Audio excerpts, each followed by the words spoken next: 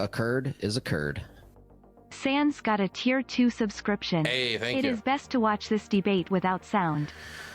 Oh, is it really that bad? Let's just start around here. Worst governorship don't seem to be like, it doesn't seem to be just like a downward plummet. I don't actually think that like I don't think the politicians are that motivated by the prospect of go with a better nice thigh gap, you know. Still, people reminded me that you handed me my ass 2 years ago, Vaush. You grabbed my ass, put it on a fucking silver platter, flipped it around, and handed it right to me. 2 years later. Look, the people in my audience really like Biden. Okay, they're fanboy. It's not even for me. Okay, they're just running around proselytizing. Didn't even give you a reach around, Paul. It's fucked up, man. That's how it goes, though. That's how it goes. I think it boils down to the same old fucking song and dance, honestly. To set aside the jokes. I think it's the vote blue no matter who thing. I think it's the kind of making apologies for Biden thing. I think it's that kind of angle, I think, is probably our sharpest disagreement. Well, the real base position is not making apologies for his bad behavior, but then arguing you have to vote for him anyway, right? That's the real like electoralism pilled. There is no way out. This is what we live with attitude to take towards the situation. Yeah, I don't like that either. I don't like the idea of us just eternally settling for a shitty neoconservative and neoliberal clothing. I don't like that. I don't think that gets us anywhere nice. This is the thing that gets me, though. Number one, like, democracy is constantly settling, right? You constantly have to settle, right? When I voted for Bernie in the primary, I was settling on Bernie because there were certain things I disagreed with on Bernie. When I had to vote for Biden, because I believe that Biden was much better than Trump, I felt like I was settling. No matter what, when you choose a candidate, you're going to have to settle on certain things. There's going to be no politician that perfectly reflects my values on everything, right? I could get into, like, I could find whatever Democrat agrees with me on the most stuff. Maybe it's Ro Khanna, maybe it's somebody else, I don't know. And I'm still going to find something. Maybe it's about the Kurds in Syria. Maybe it's about what's going on in Myanmar. Maybe it's about the legalization of things like LSD or whatever. Who knows what it's going to be? But there's to some extent, you're going to have to settle, right? And when you get engaged in electoral politics, all you're saying is, I want to settle in a direction that is more beneficial to the ends that I want to see brought about, right? When I'm settling, for example, like for Chris Van Hollen, or if I'm settling for Jamie Raskin, I'm talking about Maryland Democrats right now, over the other Republican options, if those Republican options had a real chance of beating them, it's not because I agree with every single thing that Chris Van Hollen believes or every single thing that Jamie Raskin believes.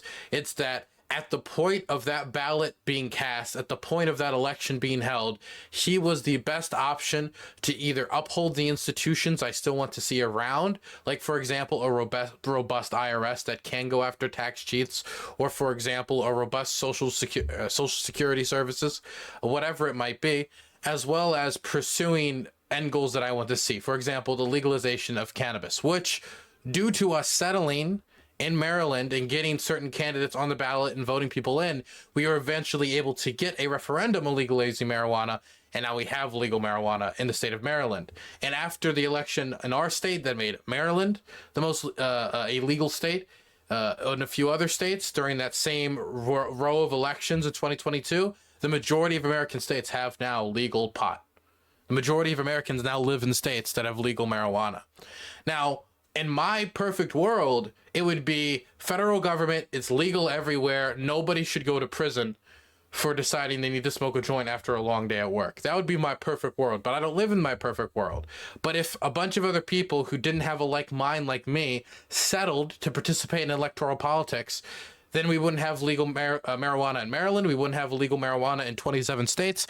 There had to be some settling. So I don't think when you settle for electoral politics, you're necessarily accepting the state of affairs, as in, like, oh, you're bringing it about. Casoban a tier 1 subscription. Casoban is on fire tonight. I think when you settle like this, if we're gonna call it settling, you're just acknowledging the state of affairs and when you see your two options to use your political power that you have at the ballot box, you just choose the one that is most beneficial, not the one that gives you the most moral good boy points or the one that makes you feel the best, etc. Unless you have another alternative, for example, tearing the system down and rebuilding it, or like some revolution that makes it so electoral politics is completely pointless, because revolution is coming anyway, so there's no need for us to legislate, for example, drug decriminalization. Then you have to participate in electoral politics. You have to, for some extent, settle. Now, when we say settle, that doesn't mean like we don't do anything to drag candidates in the right direction. That's why we have democratic primaries. That's why we have, other avenues of protests and political power and direct action and, lobbying. Except there's other ways that you can affect politics outside of just the ballot box and just through the electoral system. But it is one way that you shouldn't just throw out the window, especially when we see the results of that in 2016, which was what? It was 3 Supreme Court nominees that saw Roe versus Wade getting overturned. If that's something you care about, it's something that I care about. But these elections have, real consequences. So I've been ranting a little bit too long. Let me bring it back to these guys. I think it might stave off some of the worst shit for a couple more years, but I think we end up in the same toilet. No? I stand by the logic. Fundamentally, nothing has really changed. If there are only 2 possible options, you have to go with the better of the 2.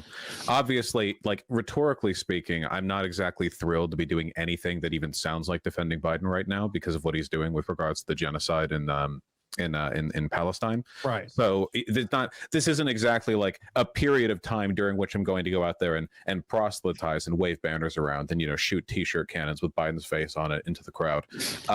Not the time for that. More probably going to focus on tearing down the GOP, but ultimately isn't it time now? Isn't it time now more than ever to do that though? I mean, Biden's numbers are tanking, right?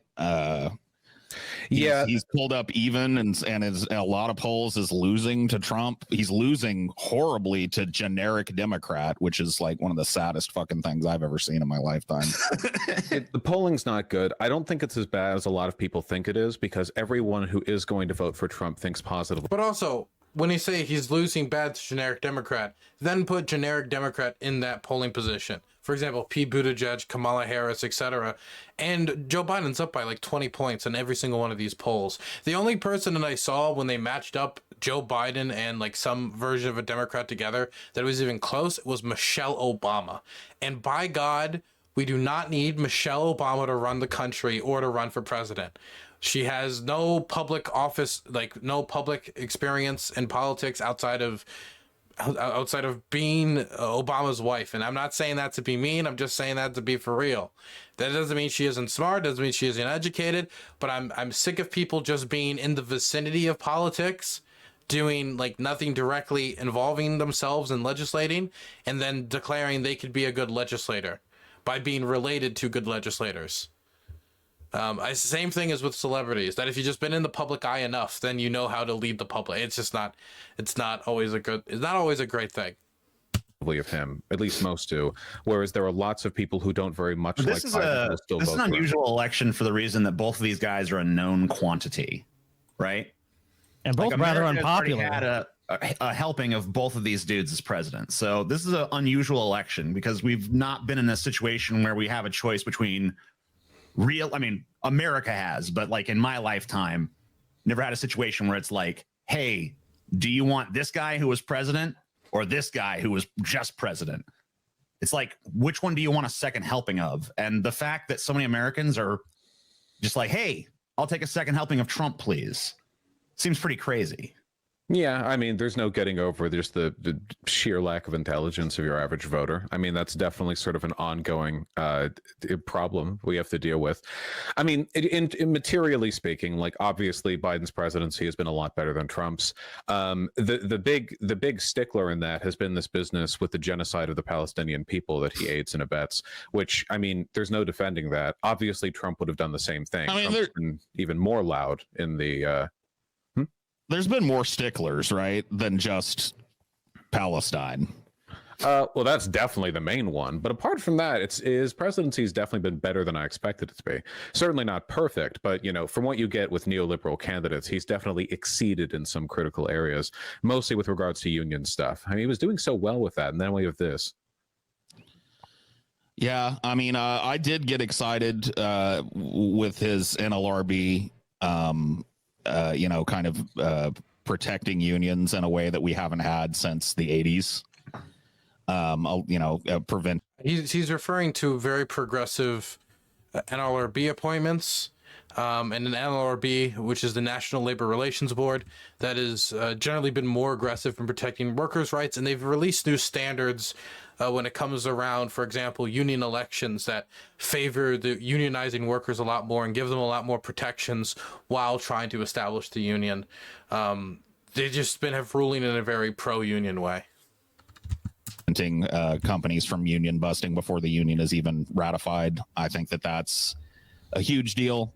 I gave him props for that for sure. But outside of that, I find very little to crow about when it comes to the Biden presidency. You want to list off some of the wonderful things Biden has done?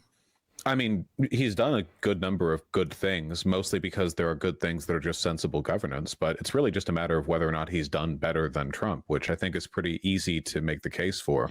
It's a low bar as well. I'm sorry? It's a low bar. I mean, if someone was asked me what are the good things that Joe Biden has done, I'd talk about the CHIPS Acts. I would talk about the Inflation Reduction Act. I would talk about the stimulus package.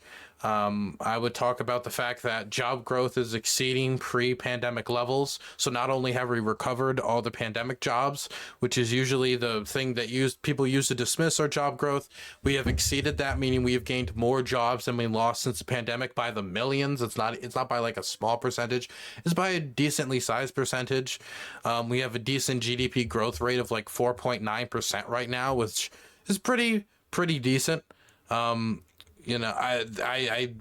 think that his position on Ukraine, while not being as aggressive as I would like, and I think the drip approach to aid has been somewhat harmful, he is much better than the alternative. And considering the other people that were running for president for the Democratic and Republican nomination and his experience on the Senate Foreign Relations Committee, he's had enough balance to avoid any major incidents with the Russians that seriously risked any, big boom event.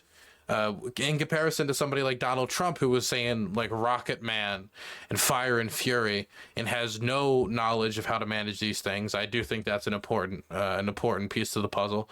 I think he's helped rebalance our relationship with Europe. If you look at, for example, our relationship with Germany or other European states, definitely NATO partner states, our relationship has vastly improved.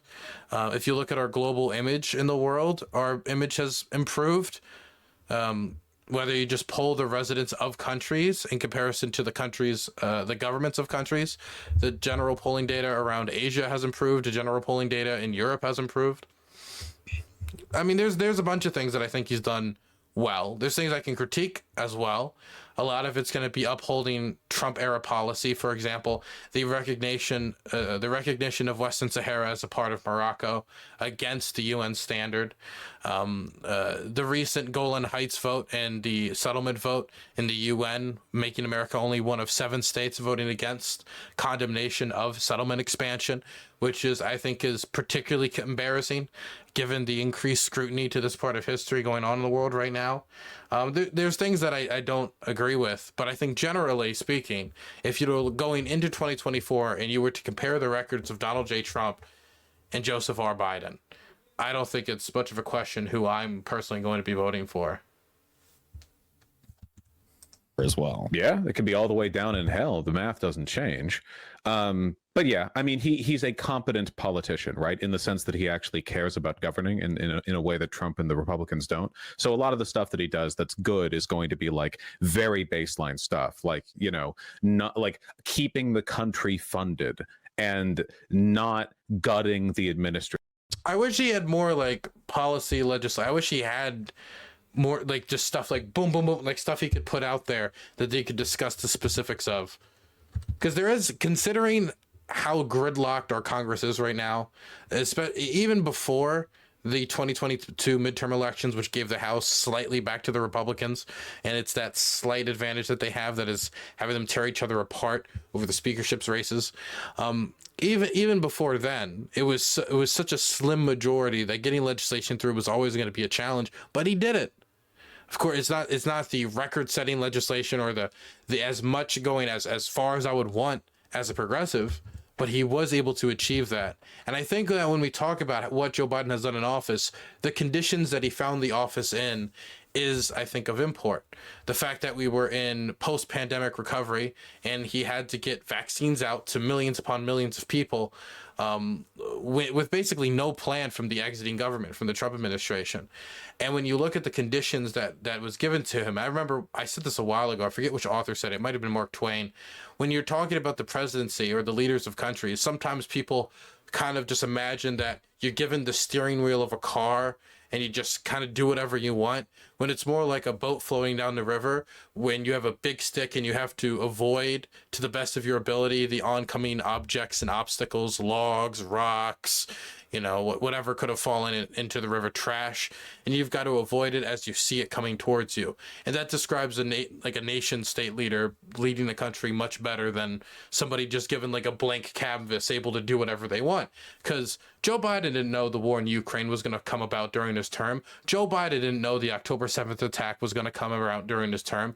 The only real crisis that he jumped into the office knowing that he was going to have to tackle straight on that was an ongoing temporary crisis was the COVID crisis.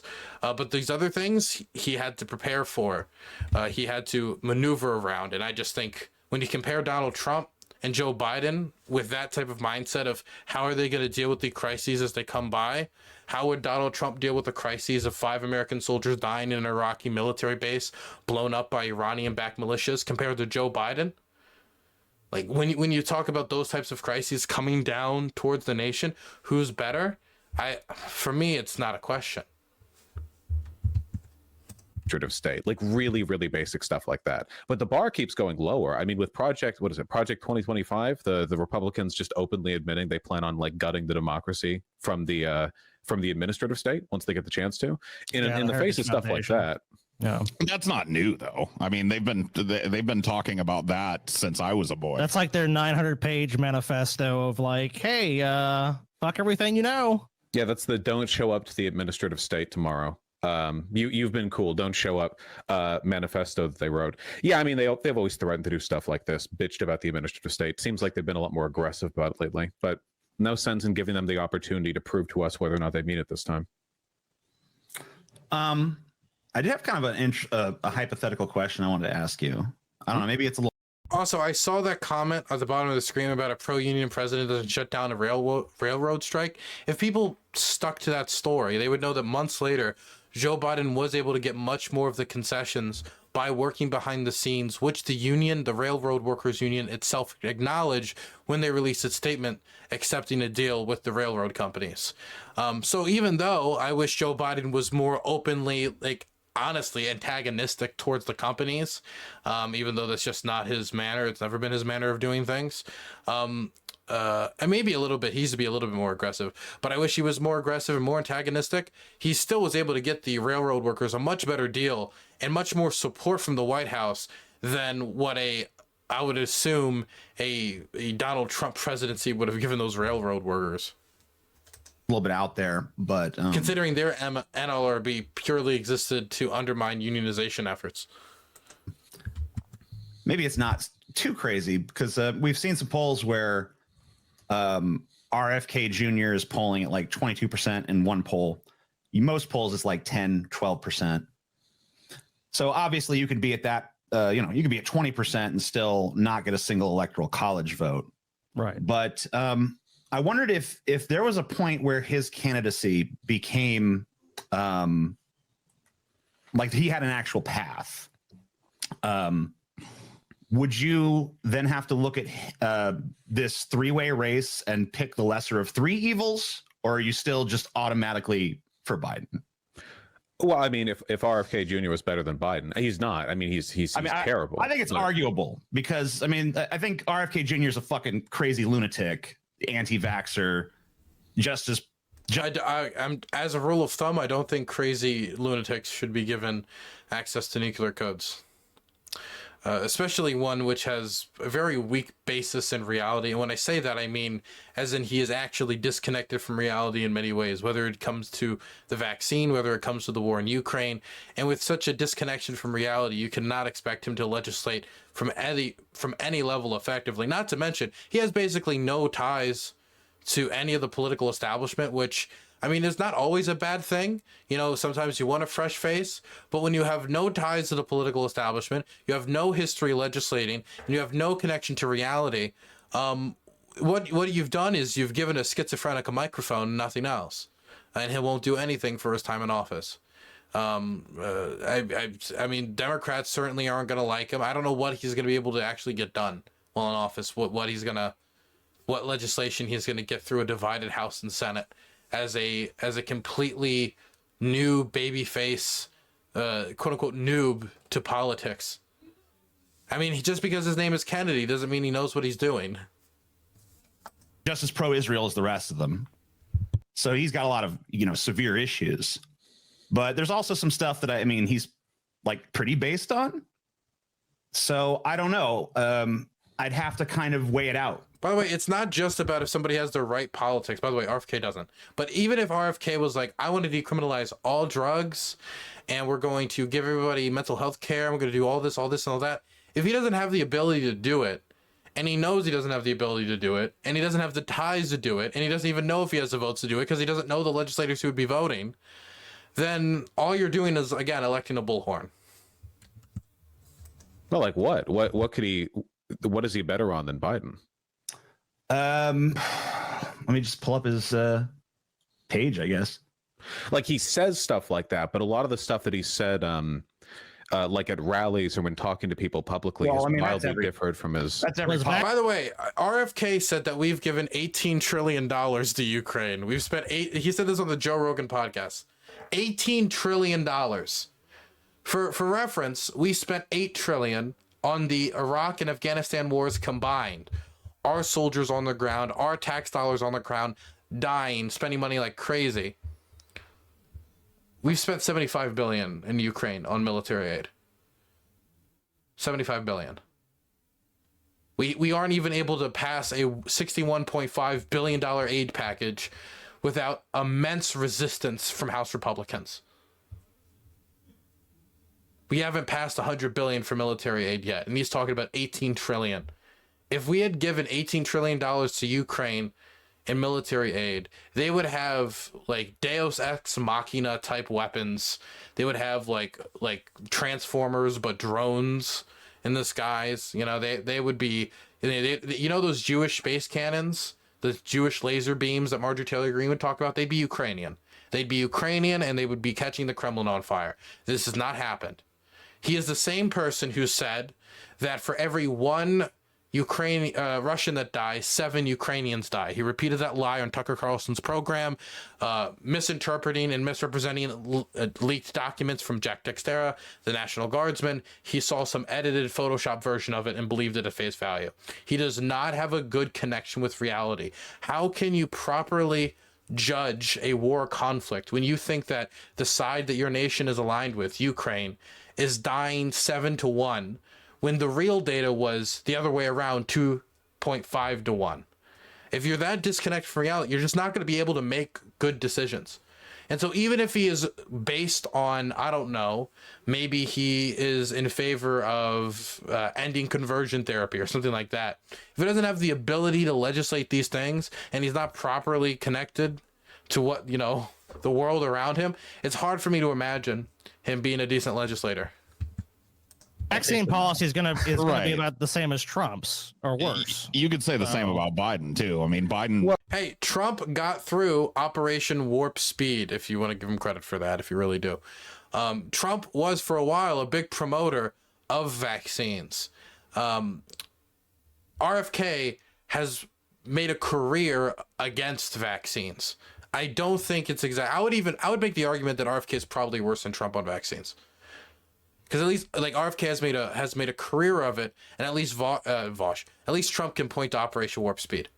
I would argue he's probably worse than every other candidate on the issue. Well, Biden ran on a $15 minimum wage. Biden ran on a bunch of, ending the border crisis. Those were I think big there's talking points of his. pretty And critical difference where like there's lots of like every politician will say they'll do Let's things. just RFK Jr. is not really important. Let's just take him out of it. Let's just say there's a third party person that rises to the level where they could win. Would it then be lesser of three evils? That's if they had a shot at winning, I suppose. I mean, the problem is because we don't have ranked choice voting, so it's insanely risky. Even if there was a really, really good shot of trying to push a third party candidate, because obviously, if the third party candidate's good enough to me that I would consider voting for them, they'd have to be left leaning, which means they'd siphon more votes from the Dems. I feel like in this system, it's almost impossible to get an outcome like that. But I guess hypothetically, if the math worked out, that would probably be preferable to just like touting the 2-party thing. Don't you feel like there's like a morally corrupt, like a certain risk in creating Blue Rotor of Neptune, thank you for the prime. I appreciate it. a standard for Democrats no higher than just like be better than the opposition? Long term, don't you think that produces worse and worse candidates and hurts the party in the long run?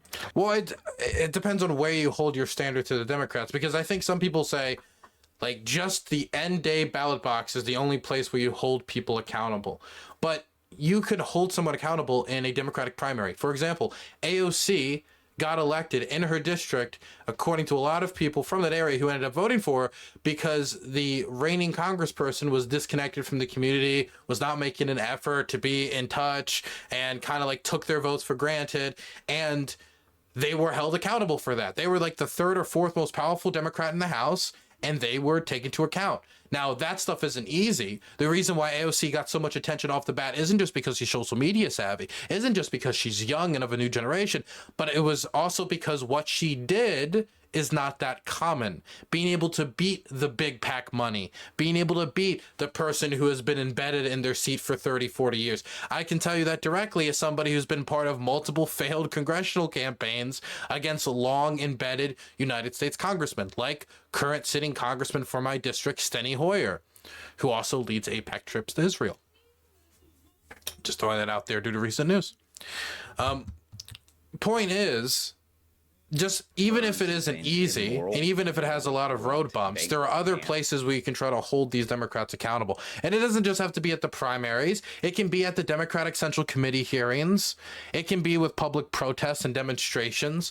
It can be through investigations and inquiries into people's behavior, into corruption, like Senator Menendez's gold bar scandal, or George Santos's OnlyFans corruption, which is a very funny story. Point is, it's not just at the end day ballot box where you hold people accountable. You can do it through a bunch of other methods as well. DG Hippie, thank you so much for the tier 1. Appreciate what you do. Hugs from Oklahoma, thank you. Well, I think the problem is that it really hasn't produced worse and worse candidates. We've been a 2-party system for centuries, effectively, with very minor exceptions. And the trends that have dictated like better or worse governorship don't seem to be like, it doesn't seem to be just like a downward plummet. I don't actually think that like I don't think the politicians are that motivated by the prospect of winning. Like non-participation doesn't seem to motivate Democrats in the ways that we want it to. If left-leaning people indicate that we're not reliable voters, they'll just move to the right to pick up more moderate voters, which is historically what they've done. When they feel like they don't have any chance of capturing the more active populist left-wing crowd, they're like, oh, okay, well, we'll never play. The first thing I thought when I saw the youth reaction to Biden post Israeli military invasion of Gaza versus like the older 50 plus crowd reaction was, first I looked at like the older people, of course, like Israel more, the younger people, of course, like Palestine more.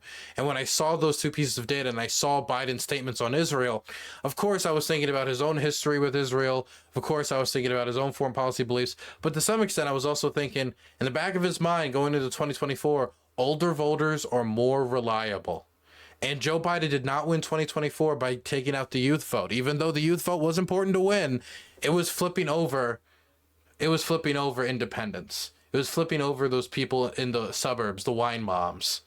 And it was also getting people of an older age to at least think more fondly of him, at least enough to vote for him.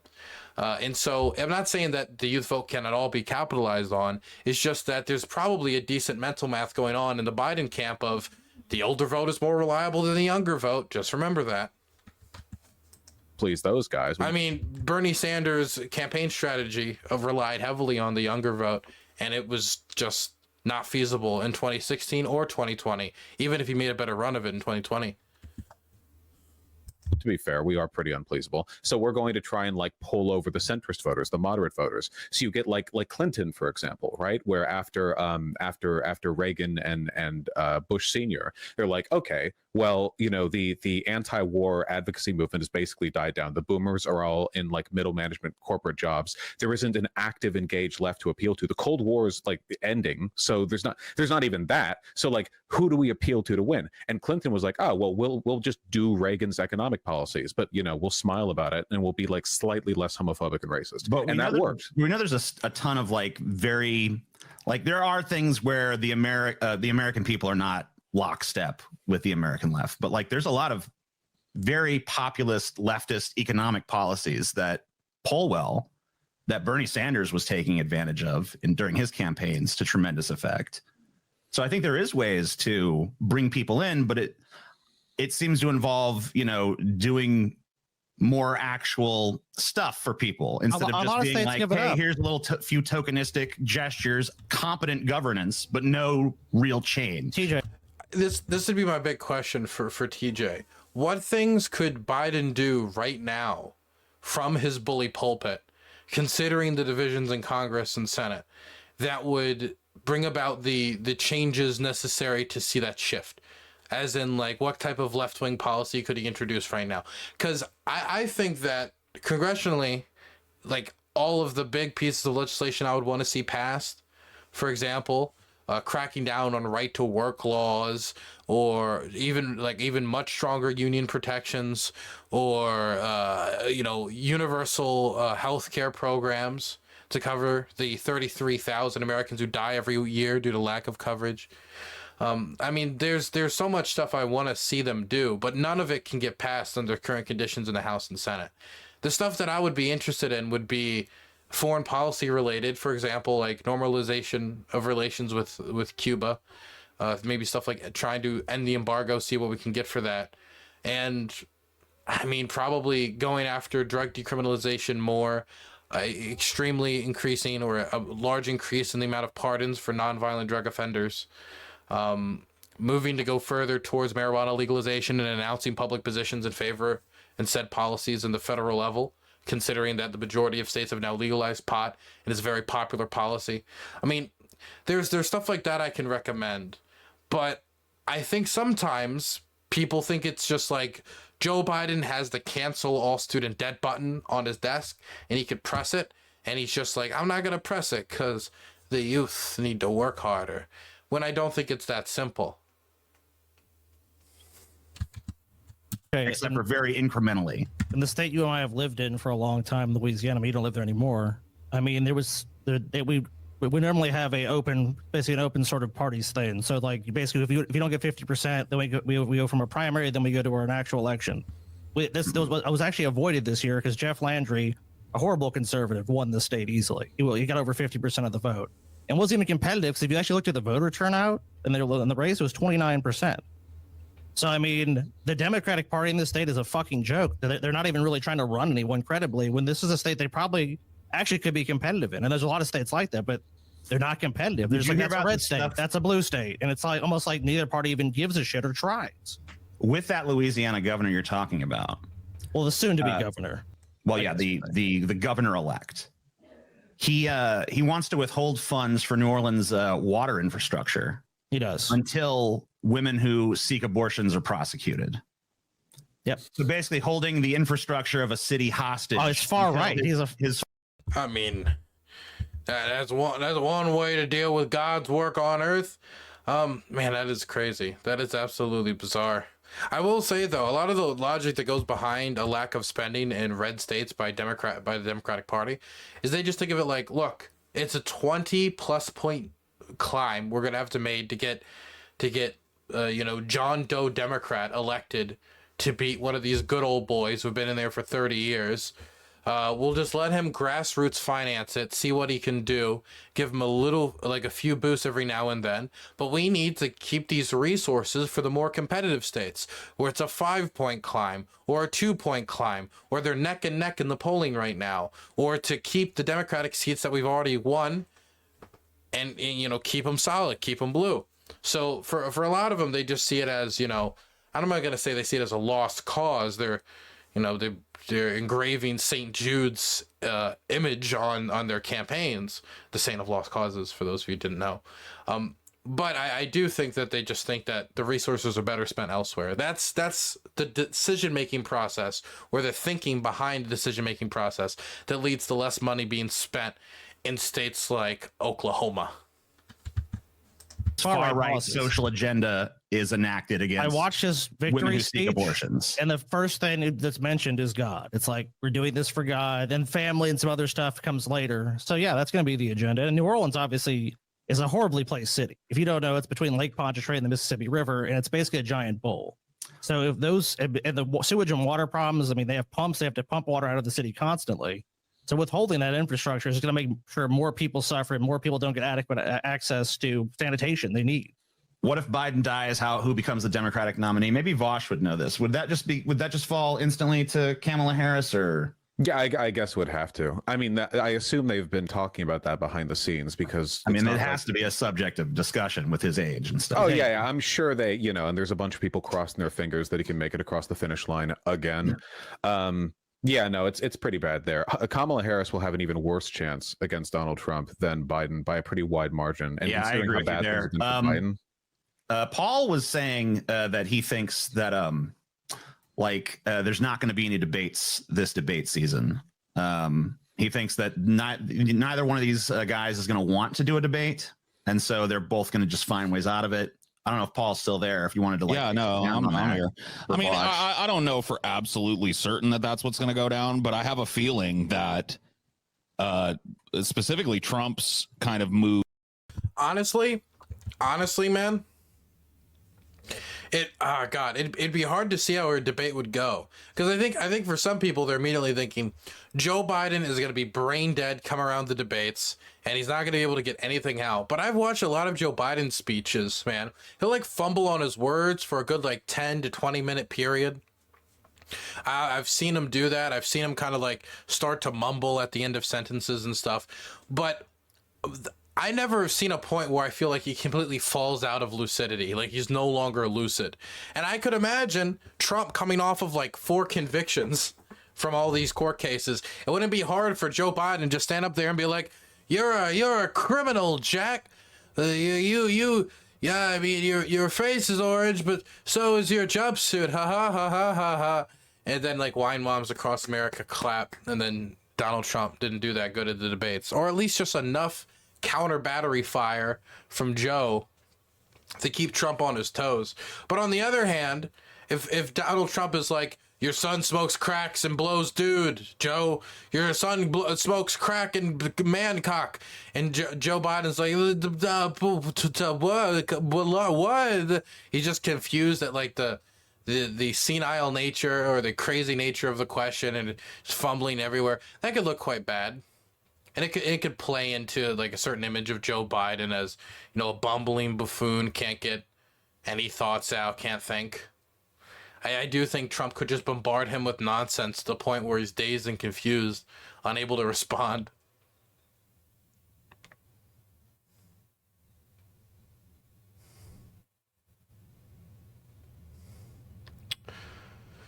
Trump is crazy. He thought he won against Obama in 2020. I don't know what you mean by that. Do presidential debates actually matter? Who watches them nowadays? This is hotly debated about whether presidential debates actually matter. I do think they can matter, but it really depends on the election. Really depends on the election. It depends on how wide the debate was seen. But when we say how much like people watch the debate, it doesn't necessarily mean even did people watch the whole debate. People could just see like a 1 minute or 2 minute clip from the debate, and that can influence their opinion. So I think it's hard to say if whether or not the presidential debates have much of an impact. But if they do, if they were to have an impact, the areas of impact are most like solely felt, where there's good clippable moments that can be spread around on the internet or on other cable news networks, where they can be like, morning news, this is what was said by Joe Biden last night, it sharded, and you know, if you have that type of moment, I think it can have quite an impact. That's why you always see during these debates the politicians seem really robotic, as they're kind of like throwing out one-liners. That's what Marco Rubio got torn apart by Chris Christie for in 2016, when he was trying to get out that one-liner about Obama, and he got stuck, and then he got railed for it. So after Kamala Harris got doinked by Tulsi Gabbard, and Chris Christie tore apart Marco Rubio's presidential chances, it seems that like they do have some effect, at least in my opinion. But I think sometimes it's overemphasized. Anyway, back to this. Move dodging debates and stuff has set a precedent where it's like, I know for a fact that Joe Biden's handlers are shitting their britches about the idea of Joe Biden having to speak extemporaneously for a fucking hour and a half. Like that's got to make people break out into fucking cold sweats in the Biden camp. Same goes for Trump. I mean, both of these guys are demented as fuck. Dude, just give him like a little bit of Ritalin and send him up there. Just give him some ADHD medication, set him up on the stage, he'll do fine. The rails as fuck, and I don't know that it's going to do them any favors to engage in the fucking kind of American tradition of debate. And so I wouldn't be shocked if there just aren't debates this year, you know? I think there's a decent chance that, yeah. A lot of the, I think right now, I think the person who's shitting their pants more is probably Trump, in large part because he's declined very rapidly in the past year or so. I think a lot of it is just the court cases. Like, he has to keep jumping around between different court. There's like a tiny part of my soul, and I don't want this to be the case because it'd be terrifying for the country, but everybody's right about demented presidents, and both Trump and Biden is becoming demented. And in a year from now, they have the presidential debates, and they're both just up on stage, disoriented, unsure of what to say or what to do or what they're doing. Joe Biden thinks he's running for like a Senate election in the 90s. Donald Trump thinks he's promoting Trump steaks. It would be a complete disaster, but absolutely hilarious, but very tragic also. But anyway, it would be very funny, but that shouldn't happen because it'd be bad for the country. Courthouses in different states, like he's lost his business license, he's losing money, he's hemorrhaging money. The GOP was giving him money to pay for legal fees, but they've stopped doing that since. Like, the actual coffers of the GOP were open to him for a time, but now that's closed. He has people flipping on him, like Rudy Giuliani couldn't even afford a fucking bus ticket home, and he's like potentially someone who could flip on Trump. Like, he's under an amount of stress that I legitimately think would probably break most people, and the fact that he at his age is even still doing any of this is, if nothing else, indicative of like demonic constitution. But I think it is starting to take its toll. I don't even know if he's going to make it all the way. My money would be more on Trump dying than Biden, because Biden, if nothing else, you know, the presidency is a stressful job, but is it more stressful than what Trump is doing right now? I actually don't know. What percentage of Americans would think that Trump had been assassinated if he were to die of a heart attack or something? Right. I don't know the exact number of people who are going to vote for him. Probably like literally 100% of prospective Trump voters would be like, "Yep, that was the CIA, 100%." And then we would have like Marjorie Taylor Greene. I've actually thought about this. When Trump dies, how is his supporters going to react? I guess it would depend on the events around his death, right? I'm going to assume heart attack or something like in that area. But if it's while he's running for president, there's no way the conclusion isn't assassination, murder, deep state, whatever, and then whoever replaces him will be seen as some like collaborator with the murderous deep state. Like if Nikki Haley ended up slamming Ron DeSantis because Nikki Haley is much better at debate than Ron DeSantis, or whatever it might be, whoever the nominee might be. Oh my God. I think they would actually, I could see real QAnon terror cells coming out of that.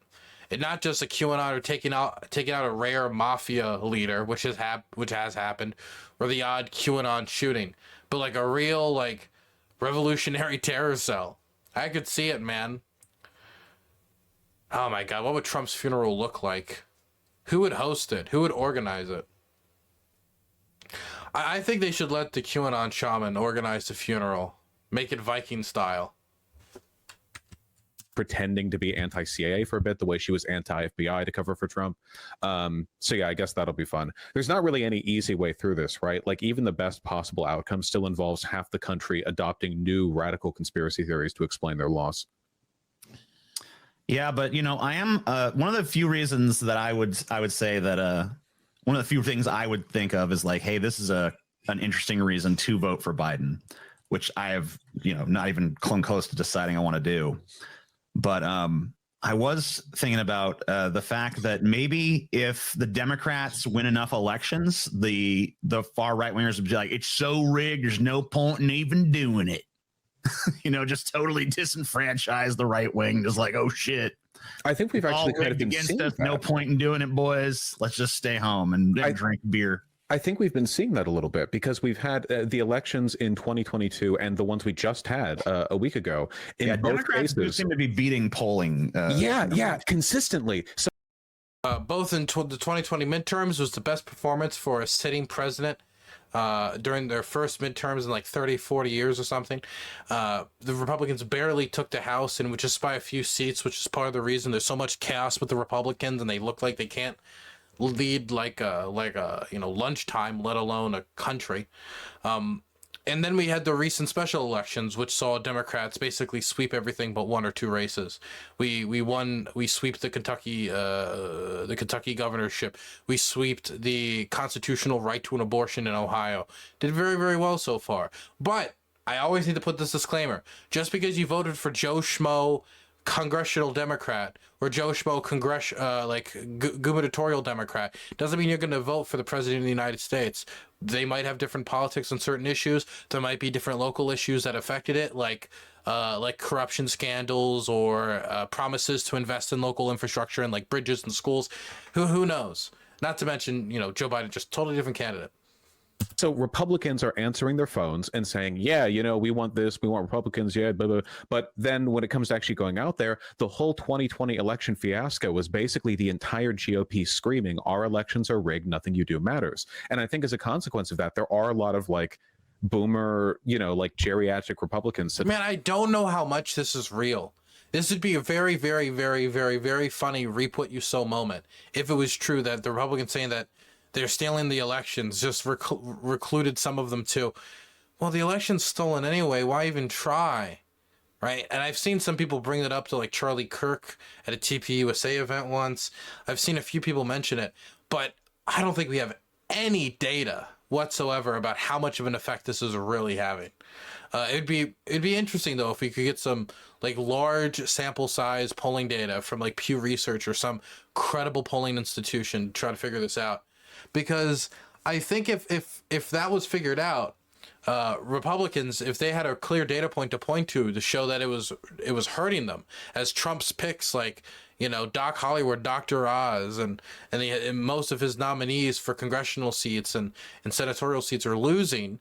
If that was combined with evidence that people just aren't vibing, are not vibing with democracy over these tall tales, I think that could push the Republican Party to have to be forced to change how it's viewing elections, how it treats mail-in voting, how it talks about mail-in voting, to try to encourage more people to go out and vote. Which, even if it would be good for Republicans in the long run, it's also good for democracy in the long run, so I don't care. But it would be a good thing. Other outcome is they get fucked and Democrats take tons of W's. Either way, I think it's good. Sitting at their couch thinking like, well, what does it matter anyway? This country's going to hell in a handbasket. I hope the rapture comes soon. And they're actually fucking themselves over a little bit, which is really funny. And one of the reasons why I'm so consistent with the Biden thing, because it really shows what faltering in electoral consistency can do for an entire party when people feel hopeless. Yeah, I mean, there's certainly a huge swath of America that is, and I kind of have always felt like those people, that people in the middle that don't vote, get maligned as lazy or non-participatory. I think there's just a lot of people that don't see a point anymore. And I'm sorry to say that from an economic standpoint, especially, which is really what people vote on, social issues are great and they can motivate voters. But I think that ultimately people vote their wallets, and Joe Biden has been horrible for American wallets. You know what I mean? That he's been horrible economic. I would like to see him. I'd like to see him approach this, because it's not true when it comes to GDP growth. GDP growth right now is very, very good. We're looking at like 4.9%. We're exceeding predictions, right? The recession that was estimated, the post-COVID recession, it didn't come to pass, right? Well, it can't be when it comes to job growth, because job growth is exploding. It's, I mean, not the best ever, but the unemployment rate is very low. It's lower than what it was during Trump's term, when that was something that Trump constantly bragged about. And we're continuing to see more jobs produced every month, right? I don't know what angle he's going to approach this from. Maybe it's an inflationary angle. We're talking about inflation, post-COVID inflation, which, I mean, any large investment plan like the CHIPS Act or the infrastructure investments, or any type of recovery plan, any type of stimulus bill is going to come with inflation. Any type of large-scale printing of money for these types of plans are going to come with inflation. But I would argue that these were necessary for post-COVID economic growth, which I think we're starting to see the fruits ripen from that. Is it all of the economic policies I would like to see Joe Biden approach? No. No, it isn't. I would want to go even further on labor. I would want to go even further when it comes to investments in infrastructure. Everything I would want to go further. I just don't know if we could get one that's even further through this type of a divided House or Senate. I would like to see more stated vision from Biden. I think one of the problems that are going to hurt Biden come 2024 is we don't get a lot of stated vision, or when we do, it's very rare. It'll be like, hey, here's my press release on what I want to do on unions. And there'll be some good stuff on there. There'll be some milquetoast stuff in there, but there'll be good stuff in there. But they're not like running it around the whole town doing the media circuit. Joe Biden is, I think he just doesn't like doing the media circuit that much. I see very few interviews from him. I see some, like I saw like one on 60 Minutes. I've seen a few interviews, but not a lot. I wish the Biden team was louder. Economically speaking, the economy has been bad, to be sure. I don't think he's done much exceptional in either direction when it comes to economic management. Oh, and I'll talk about the CHIPS Act, like shortening our supply line when it comes to such a vital part of the American economy. And we're talking about microchips, which is, I mean, trillions upon trillions of dollars. Like, this is the foundation for that money, for these online transactions, for the modern silicon economy. I think that's really good for the economy. I mean, there's stuff that Vaush can pull from here, but I don't know how much of the specific legislation he knows. I mean, the Inflation Reduction Act worked, so that was good. And, you know, he worked to do what? I think Vaush should clarify. He significantly reduced child poverty for that time with the infrastructure. That is true. We had a child tax credit, which you know, we had a child tax credit. We still do technically. It's much lessened though, and the standards are much higher. But the child tax credit made it so if you had a child post-COVID or during COVID, you would get a tax credit every time of the month, once a month. That would help you pay for groceries. That would help you pay for childcare. I mean, you could use it to pay for anything. But when the data came back, it showed that like everybody was using it for essential items, things like rent, things like childcare. Maybe sometimes would be for like after school activities, which I think is still a good investment in the children. And it reduced child poverty by a very large percentage. I think it was nearing 50%. Reduction in child poverty. And the Democrats voted to extend it. Joe Biden wanted to continue to expand and build upon the child tax credit. When it was first introduced, many Democrats saw it as like the first step in trying to address childhood poverty. But the Republicans thought otherwise, and they kneecapped it. They stopped it. They voted against it. And once the child tax credit was stopped, a lot of American families saw that reduction in dough. And some people even blamed it on Joe Biden. And as much as I wish Joe Biden fought harder on it and made it a bigger sticking point, because again, one of my biggest critiques of Joe Biden is he's not in the trenches, as it were, yelling on the news channels about these things that are being blocked by the Republicans, these popular policies. But a lot of people don't follow the, day-to-day of politics. They come back from their 9 to 5. They want to spend their waking moments with their children and their wives and watching shows they like, not dissecting complex tax policy, And so they just know that under Joe Biden, there was this tax thing that they liked, then it stopped. And so now it's Joe Biden's fault because it happened under his presidency. I'm not trying to call them stupid, but I am saying that the people who think that way are uninformed. And but I mean, I can't snap my fingers and inform them all. Point is that it did have an effect, and it's something that should have been continued. But it was a good policy for the time we had it. It didn't destroy child poverty, but it was a good first step to give people relief as we try to address the issue more wholeheartedly. Bill, there have been like big steps he's taken forward. It seems like a big part of the problem is that there's not really that much infrastructure for a president to do much positive with the economy without some kind of like transformative action that I don't expect from Biden, because he's just a liberal, right? But like conceptually, I think you would have to reach really far out there with like some kind of insane like price control deal, or like direct negotiation with corporations, or like something like that. You know? Did you see that they UBI. trotted Obama out there now to pimp the UBI to people?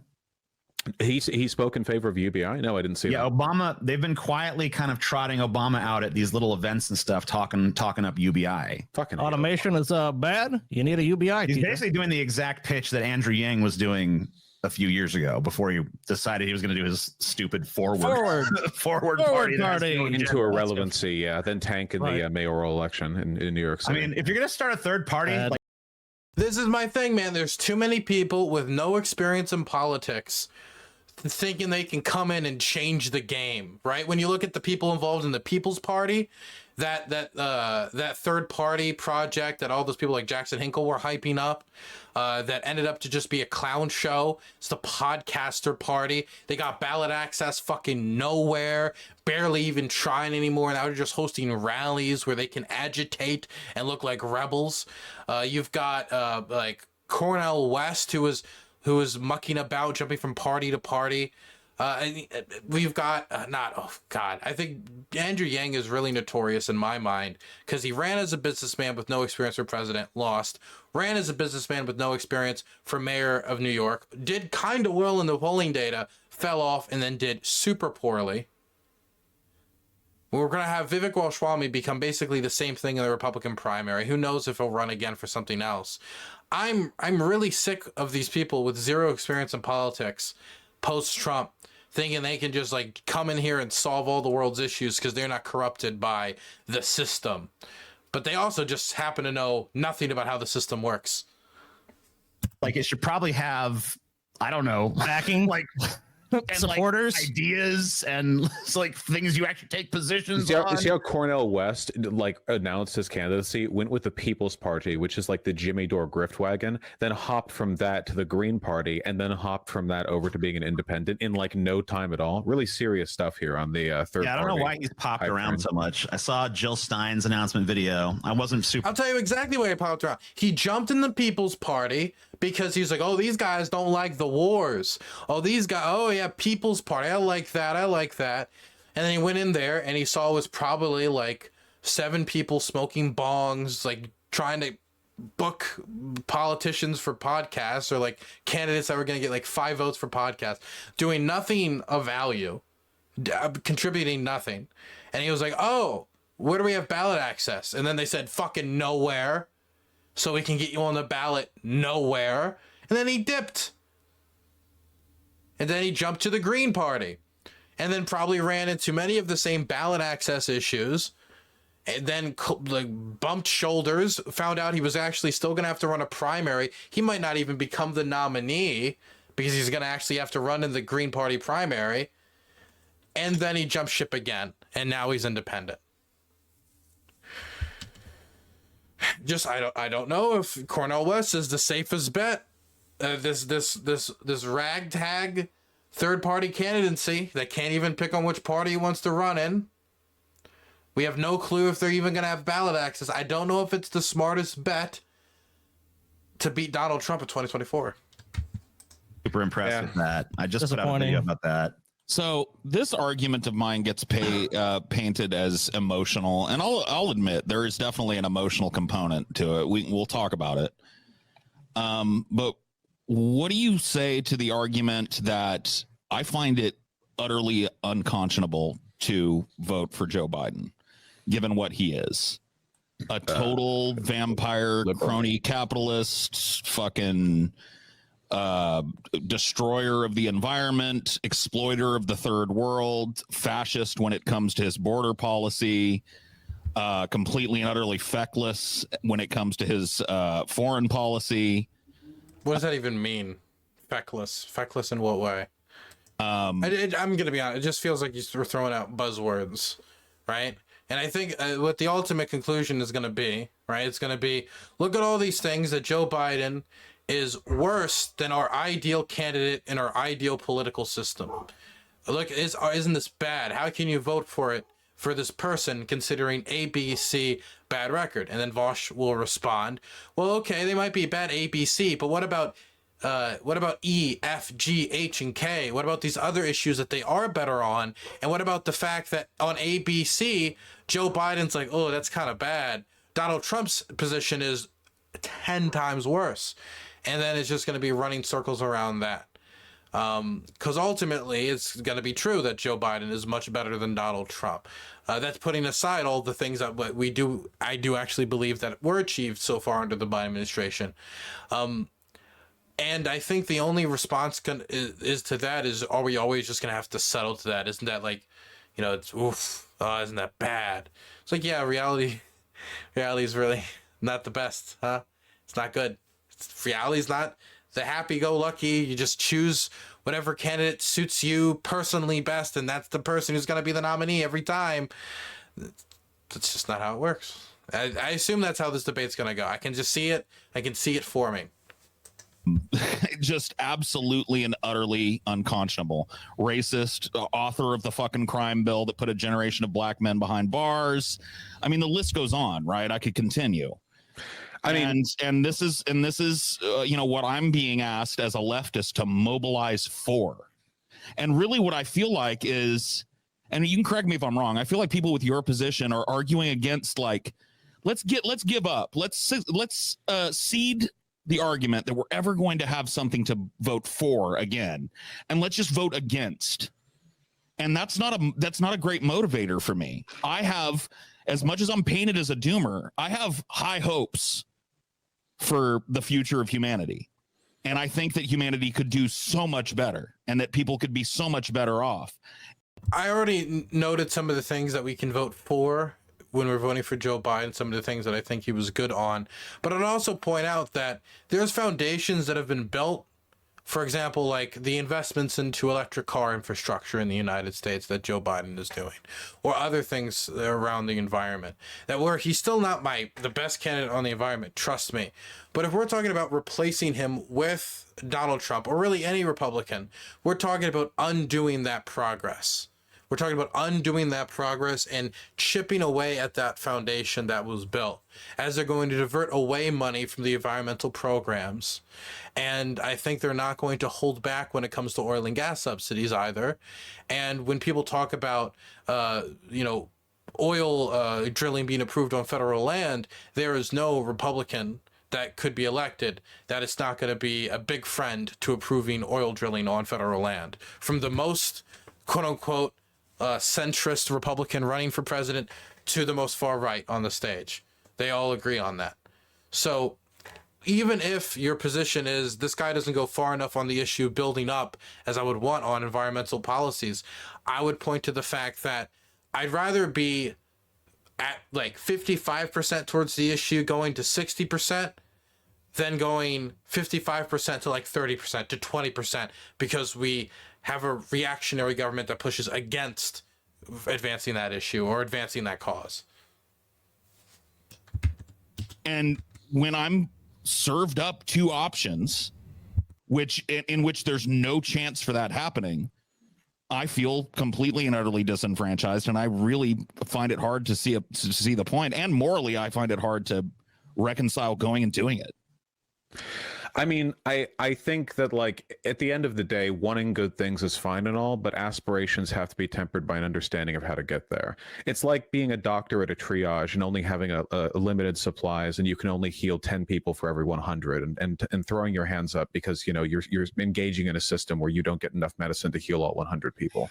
I feel like impulses like this, though well motivated, are ultimately designed to shut us out of power. If not by you, then like broadly in the ways they're enforced and sort of suggested and incentivized. Because by the standards you've set, we would never vote for any president, really. Maybe like, I don't know, maybe Carter first. Like there are some presidents maybe who wouldn't fit the specific set of parameters that you've said are unacceptable to you, and that's fine. But they're all bad. Power is bad. And as long as we shut ourselves out to the means to influence it, you know, Here would be my question to Paul. What presidential leader or what leader around the world in a democracy where you can vote, so not dictatorships because it's not how those work, what leader around the world meet your parameters enough that justifies you going out and voting for them? Would it be like the Spanish socialists, or well, who would it be? I would like to see this politician that would be enough. And then I would like to ask, when will that no longer be enough? When will that, how will we move that standard? Where will that standard go? We hamper our ability to make real change down the line. It seems like nothing is changing, but that's not true. Like, it feels that way sometimes because we pay attention to politics, so we're on the treadmill. But like, little decisions day by day do genuinely add up. Like with Donald Trump, you know, we see how quickly things can backslide. One Republican presidency gave them 3 Supreme Court judges, and that just taints the Supreme Court for an entire generation. You know, trans people being banned from the military, DACA recipients being threatened to kick out of the country, Muslim ban. There's so many things that it's like, and those differences are meaningful. I feel like the big problem with liberals isn't that there aren't better than the Republicans, it's that they're not good enough at proving to others how much better their ideas are. Because if you just laid out like difference by difference every plan or every idea they have on every single issue, right? Republicans want to just flat out not have trans or gay people in the country. Democrats vary from being accepting to openly like promoting their existence. What do you think? I'm sorry to interrupt. No, I could have rambled forever. Please interrupt. With trans people, do you not think, like, and I genuinely think this, with all of the bullshit that trans people and LGBTQ people in general get, and racial minorities and cultural minorities, lump them all, with the amount of shit that they get, I don't think that there's anybody. See, you talked about, and I assume you mean mostly social issues have progressed. So, you know, legalizing gay marriage, anti-discrimination. You guys excited for Press Secretary Matt Walsh under the Trump administration? You guys excited for that? Policies have flourished and proliferated in my lifetime. We've definitely made progress in that arena, but we've regressed economically. We are worse off economically than we were back in the old racist, homophobic days. And if that's not addressed, aren't you hurting the very self-same people that you're trying? By what standard? By what standard is he making the statement? And for who? For number one, for who? Because are we talking like all Americans across all racial groups? Because we're talking 1950s, 1960s. We're talking about, you know, bringing veterans home, pumping them full of government money, giving them big housing projects. I mean, that was, you know, for one racial group, there was for another racial group. And by what standard is he saying that it was better off in the 50s and 60s than it is better off today? I just know that Paul wasn't around in the 50s and 60s. I wasn't around in the 50s or 60s. So by what standard is it better? Because I would assume industrialization, much more industrial nation, producing maybe you know, a lot more industrial goods to export, or we have a lot more higher percentage in hiring in industrial jobs and stuff like that. But by what other standard? By what other standard? I think unionization rate would be something I would point to. That's 2 standards. But when it comes to like healthcare coverage, or when it comes to I think just total amount earned, or like standard of living, it has increased. Standard of living has continued to increase. There's certain areas that I think were better back then that were better today. Unionization rates, I would say, is one of the main areas. But on the large, like economically, when it comes to standards of living, Americans are better off today than they were 70 years ago. That's not to say that there's nothing that's better, that was better back then. But I think a lot of this is romanticizing the past. I remember in Ukraine, we talked often about like Soviet nostalgia of people in their 80s and 70s, and, you know, mixing up the nostalgia for youth for the nostalgia for prosperity. And I'm not saying that there was no prosperity back in the 50s and 60s, but I think that sometimes these two things are getting overlapped slightly. People owned more stuff in the 50s and 60s, I think, as a percentage. You know, we have a lot more renters now. That's something that also upsets people. Trying to advocate for. But how does Housing. letting Trump win? Housing is a major issue. I just don't know what his metric is to say that it was better off economically in the 50s and 60s. Because if his whole main thing is just going to be like housing and unionization rates, then I'll be like, okay, well, these are, I think, valid points to make, but these are not the entirety of people's standard of living. Because I would generally rate it by standard of living and income brought into households and, you know, GDP, but whatever. I know the GDP is not the most. I just want a standard. I just want to hear Paul lay out his economic theories. Help that. It seems like the economic downturn has been a product of a bunch of really complicated factors. It doesn't seem like there's a correlation. It really isn't all that complicated. I mean, yes, it is. You could sit for days and write a million fucking 1,000-page doctoral theses on what's happened in the last 40 years in the American economy.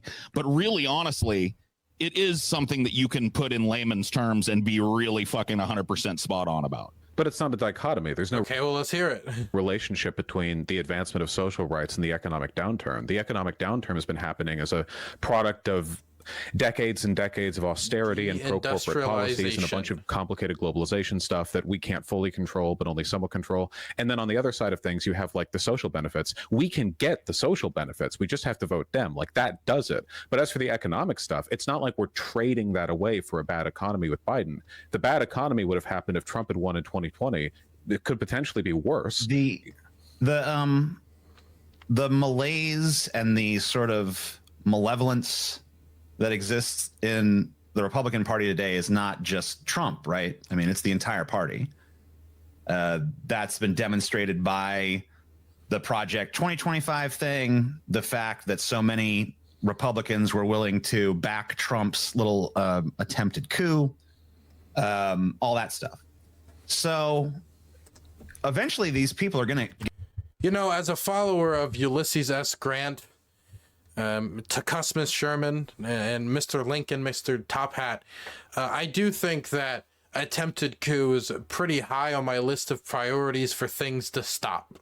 Just, you know, I could rant, as I often have, about, you know, being there at January 6th, witnessing what we all saw from every household in the country, and how finding out that the President of the United States was having executive orders written up to seize voting machines using the military, that his subordinates were illegally accessing voting machines after complaining about it all year on the campaign trail, that they were seriously considering just voiding the election results and throwing it to the states and hoping that they had enough majorities in the state legislators to just give it to the president. Occurred is occurred. Making fake electors like... Fake Alec Kyle Parker gave These are all high priority Hayes things. a tier 2 subscription.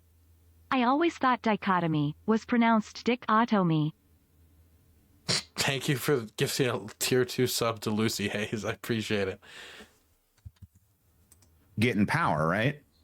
Well, Like the Republican Party, maybe it won't be this time, maybe it won't be next time. I mean, historically they're going speaking, to get Vaush, back in power, you have and they're to going to institute.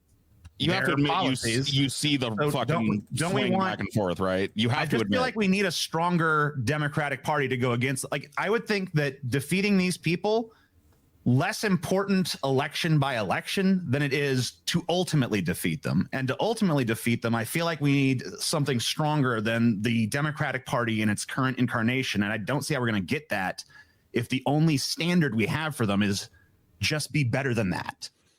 Like, I mean, if you can be 99% Hitler, I don't see how 99% Hitler saves the day. At this point, like, we don't even know if we get another election after the Republican. I remember the hardest, most hardball, hard-nosed answer on this from Sam Cedar is, if one candidate will build one concentration camp and the other one will build two, I'm voting for the candidate building one concentration camp, because that's 50% less death right? That was the hard-nosed is a Sam turd. Cedar response. Fake Alec Kyle Parker has donated $10. I meant it to say ditch auto me. Curse you text to speech. Thank you for the $10. I appreciate it. Again, I would just point to the fact that there's other ways to hold candidates account and to hold politicians to account at other times during the election cycle and even outside of the election cycle. And it's always important to do your planning and your prep work and your building for election day way out in advance of the election cycle. That's when you get voters registered, not within 100 days of the election. There's other ways to hold them to account. But at the end of the day, if he's acknowledging that this other option is worse, and your strategy that you're proposing of just abandoning the less bad candidate, even though it's, again, we're not talking about 99% Hitler, we're talking about extremes here, we're talking about Joe Biden here, right? But if he's less bad and the other option is going to win, and you let that happen, what have you achieved? What has been achieved?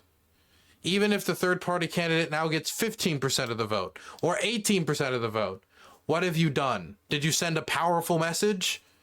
A powerful message that will probably be drowned out by the 2 to 3 Supreme Court appointments that the new Republican administration is going to get? They're probably going to be drowned out by any federal abortion legislation that is introduced. Any gerrymandering that will be defended. Any bright new regulations on the ballot box. Will that be worth that? Will it be worth it? And will not Joe Biden's re-election be a better message to send when standing up against that type of an agenda? Will that be a better message to send and a better foundation to build upon the future that we want? Because if you're in favor of drug decriminalization, if you're in favor of something like that, electing Donald Trump and his cronies who are extremely anti-drugs has donated $5. As long as it's a concentration camp and not a death camp. And yes, the difference is pretty substantial. Cheeky smiley face. Thank you for the $5, Lucy, and for the differentiation between a death camp and a concentration camp. Point is, though, at the end of the day, if we have that other administration elected in, not only are we not going to see any progress, we're going to see a regression in these issues that we're going to have to rebuild up from. Put forward theirs. Like, they've made it pretty clear that they intend on dismantling the democratic system in a way that was not the case back. Like, how many protest movements have we seen that got a lot of attention, spoke about an issue for a little bit, and then once it faded out of the headlines, that was it? What outside of that would this end up producing? When it comes to like, oh, a third party candidate's gotten 15% of the vote. Joe Biden lost, Donald Trump's president. So we got 4 years of that type of legislation, 4 years of that type of executive branch, hopefully 4 years. What have you done outside of that? If anything, you're probably just going to make the Republicans feel more confident because now it looks like the left in the country is completely split and unable to mount an opposition.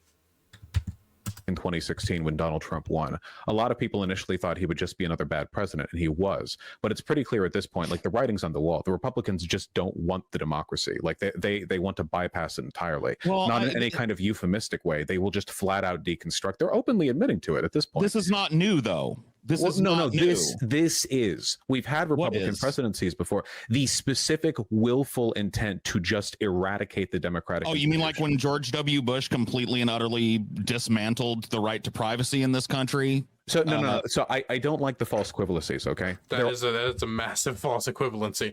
The NSA is not the same thing as I lost. No, I didn't lose. The electors that said I lost are fake. Dismiss them, replace them with new electors, seize the voting machine. Yeah, no, that's a little different than some like broken Chads in Florida or NSA. There are definitely anti-democratic trends that have persisted throughout the elections we've had in our lifetimes. Freedom is not like a zero-sum game where you either have all the freedom or you have none of the freedom. So as soon as you agree to speeding laws, you've agreed to the dictatorship. Now, obviously the expansion and the monitoring of Americans after 9/11 was not great, But to compare that to what is being drawn up here, which is a suspension of, you know, American democracy. We're talking about somebody who openly said suspend the U.S. Constitution. This is a false equivalency. And look, I'd maybe give him more credit if Paul was pushing back on Vaush saying this is like an election to save our democracy might be crushed, and he rejected that Donald Trump wanted to do that, maybe fight on the specifics, but he accepted it. And since he accepted that premise, I don't know why he would compare such a thing, because at the end of the day, in 2008, the opposition won. The Democrats won, so there was not a suspended democracy. Before our lifetimes. This is different. If you can't see the difference, then you're muddying. You're obscuring detail. George W. Bush, the Patriot Act, what happened in Florida with the butterfly ballots, there are things to criticize, very, very bad things to criticize, but none of them are, and you're really lacking perspective if you disagree with this, the eradication of our democracy. The difference between America pre and post George Bush was significant, but it was not like us turning into Turkmenistan. Like there is a incredible like threat, a weapon still on the table here. And at this point, considering the fact that they seem fully willing to use it, I mean, they're shouting from the rooftops they want to use it. It's not really a matter of strategy. We just can't let them win. Even if the Democratic Party remains weak, enfeebled, crippled, ineffective, hypocritical, inconsistent. The problem is knowing that that's their ambition. Aren't we just pushing a time bomb a little further out?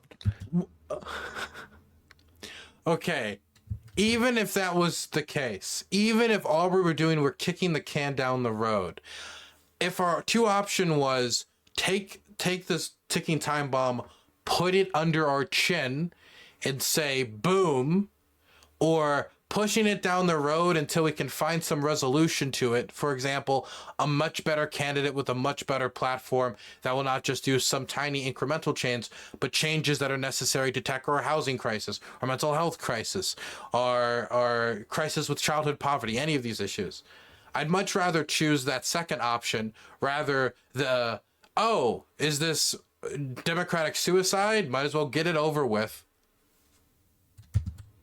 Like, it further out is better than it now. Further out, a lot of stuff could happen. The Republican Party could collapse in on itself. Right now, it's having massive funding issues. It's getting clearer and clearer with the past two elections, the midterms in 2023, that Republicans are doing worse on social issues than they used to. Over time, the Republican Party might probably collapse, just strengthening their resolve to get rid of democracy, though. Right? Well, if they can have as much resolve as they want. If they lose their elections, they can keep their resolve and take it back to the losers' field. But they're not going to lose forever. Is the problem? I mean, we've seen that Americans, you can't whatever goes on, Americans seem to go back and forth. I mean, right now, even after seeing that Trump does have these ambitions, a considerable amount of Americans are still considering voting for him. You can't keep appealing to inevitability while also saying you hope for a better future. You can't. Those two things. Well, that's the thing is like can't exist simultaneously. I'm appealing to what I'm saying is I think that if we're going to ensure that better future, we have to be more aggressive against them.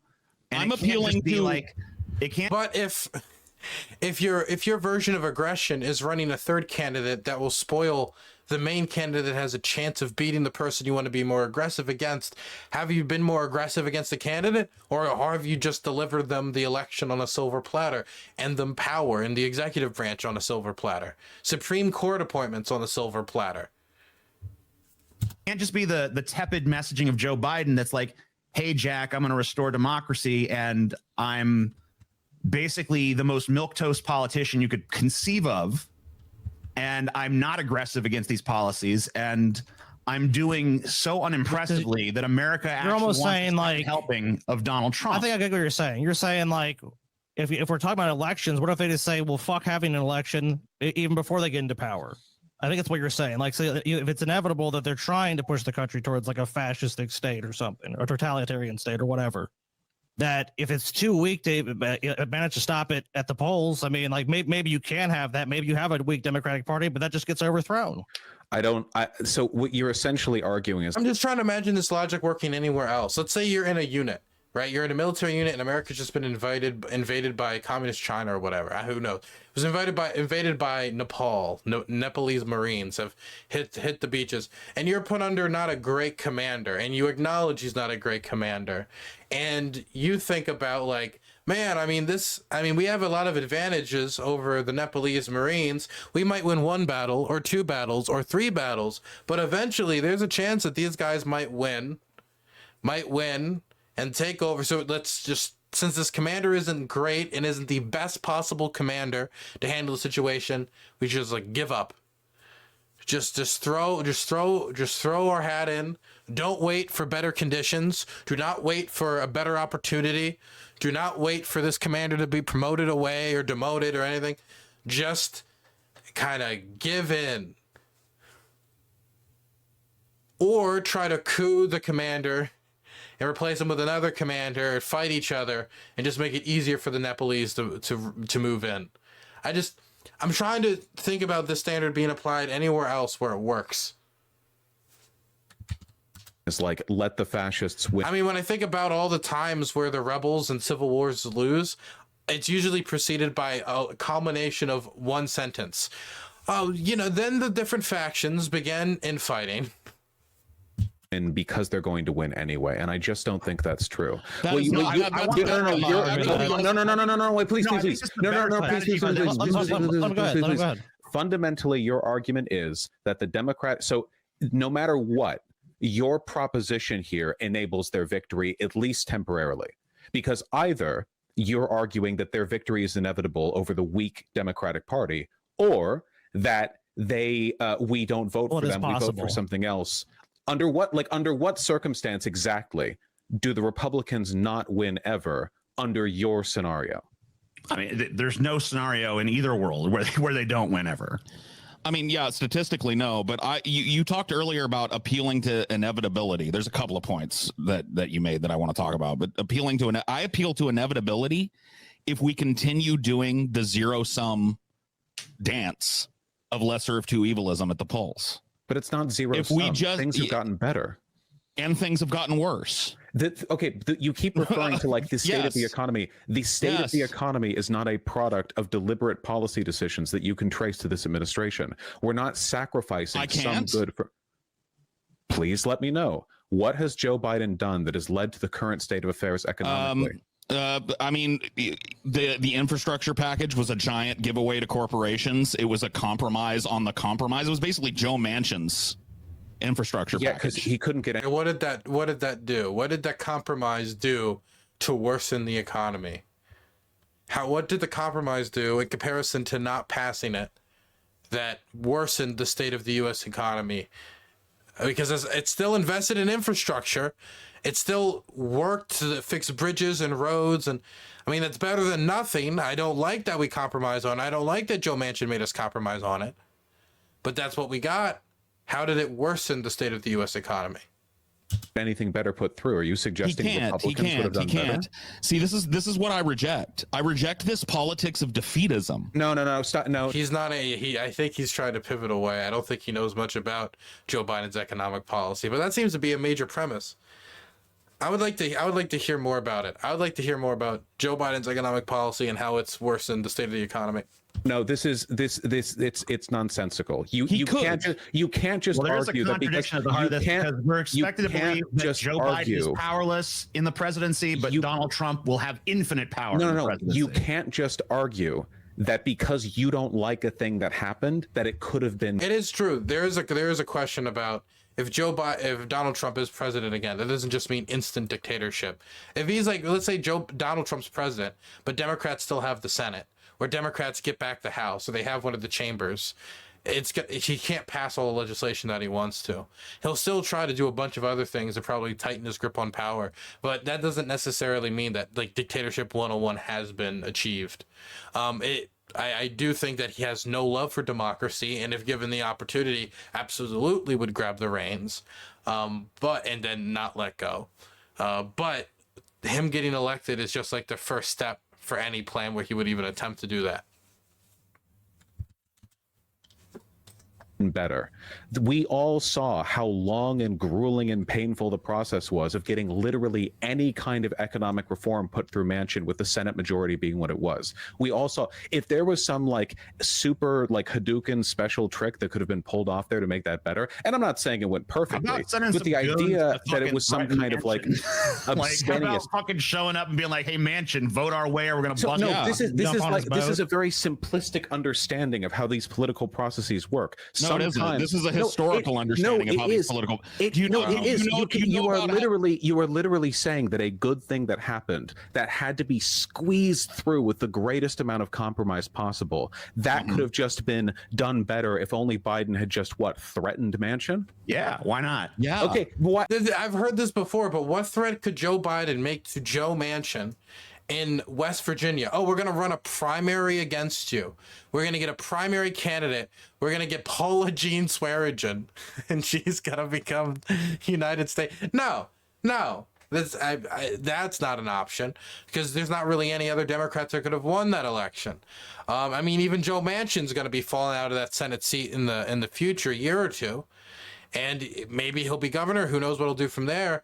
But it was a hard seat to hold as a Democrat. And so knowing it's a hard seat to hold, and knowing we have a 51 to 50 vote majority, depending on what week Kirsten Sinema wakes up on, if she's a Democrat this week or not a Democrat, whatever. And there's not a lot of pressure that we can put on Joe Manchin. There was some like ad campaign pressure that was attempted at one point, but it didn't really work or go anywhere. So in this situation, Joe Manchin has outsized leverage than what I would prefer he would have, and from what most Democrats would prefer he would have. But he has the leverage. And so you can't just say, threaten him, unless you have something to threaten him with. I don't know, some old Joe Manchin nudies or something. I don't know. But I don't know what you would have to threaten him with to get that type of a concession. I would like to hear it. How about A, because the kind of people who are hardliners for Biden and his progressive policies are not the kind of people who are voted for Manchin. B, Manchin is the only Democrat who could win this section of West Virginia. C, Manchin already see Joe Manchin's going to be like Joe Biden's going to be like a mobster. He's going to Joe Manchin, you don't want to sleep with the fishies, do you? Like, what do you mean by like threaten? Like, what type of threat? Like, we will give you less money next election season. We will relocate less resources for you. Maybe that could be the threat, but that also still has a threat of backfiring, because then either A, Joe Manchin doesn't win re-election, or he does what Jim Justice did, the governor of West Virginia, and just flips parties, which it wouldn't be the first time that a Republican, that a Democrat did that to the Republican Party. Jim Justice, the current governor of West Virginia, did that. He switched from Democrat to Republican. Or I think it was independent. Point is, though, he still switched parties after taking Democrat money. So it isn't completely unheard of. Point is, it's not as simple as just like bully Joe Manchin. Unless, again, you have some really good leverage on him. Seems to be on his way out with regards to direct collaboration with the Democratic Party. And D, it would have been optically horrible if Manchin, who would not have been threatened in his electoral viability as a consequence of this, would have just come out and say he was threatened and bullied by the president into accepting his anti-coal big government agenda. And people would have called him a pussy. No, that's maybe on Twitter. In real life, that's not how these things happen. Why would Manchin ever cede to these? What can Biden actually offer Manchin? Okay, so let me give you an example. That's a big thing. I always thought that if we can't like leverage it out of him, strong arm him, if we don't have anything that we don't know about, secret stuff on him, then the other option is like, hey, maybe infrastructure deal on this bridge in West Virginia.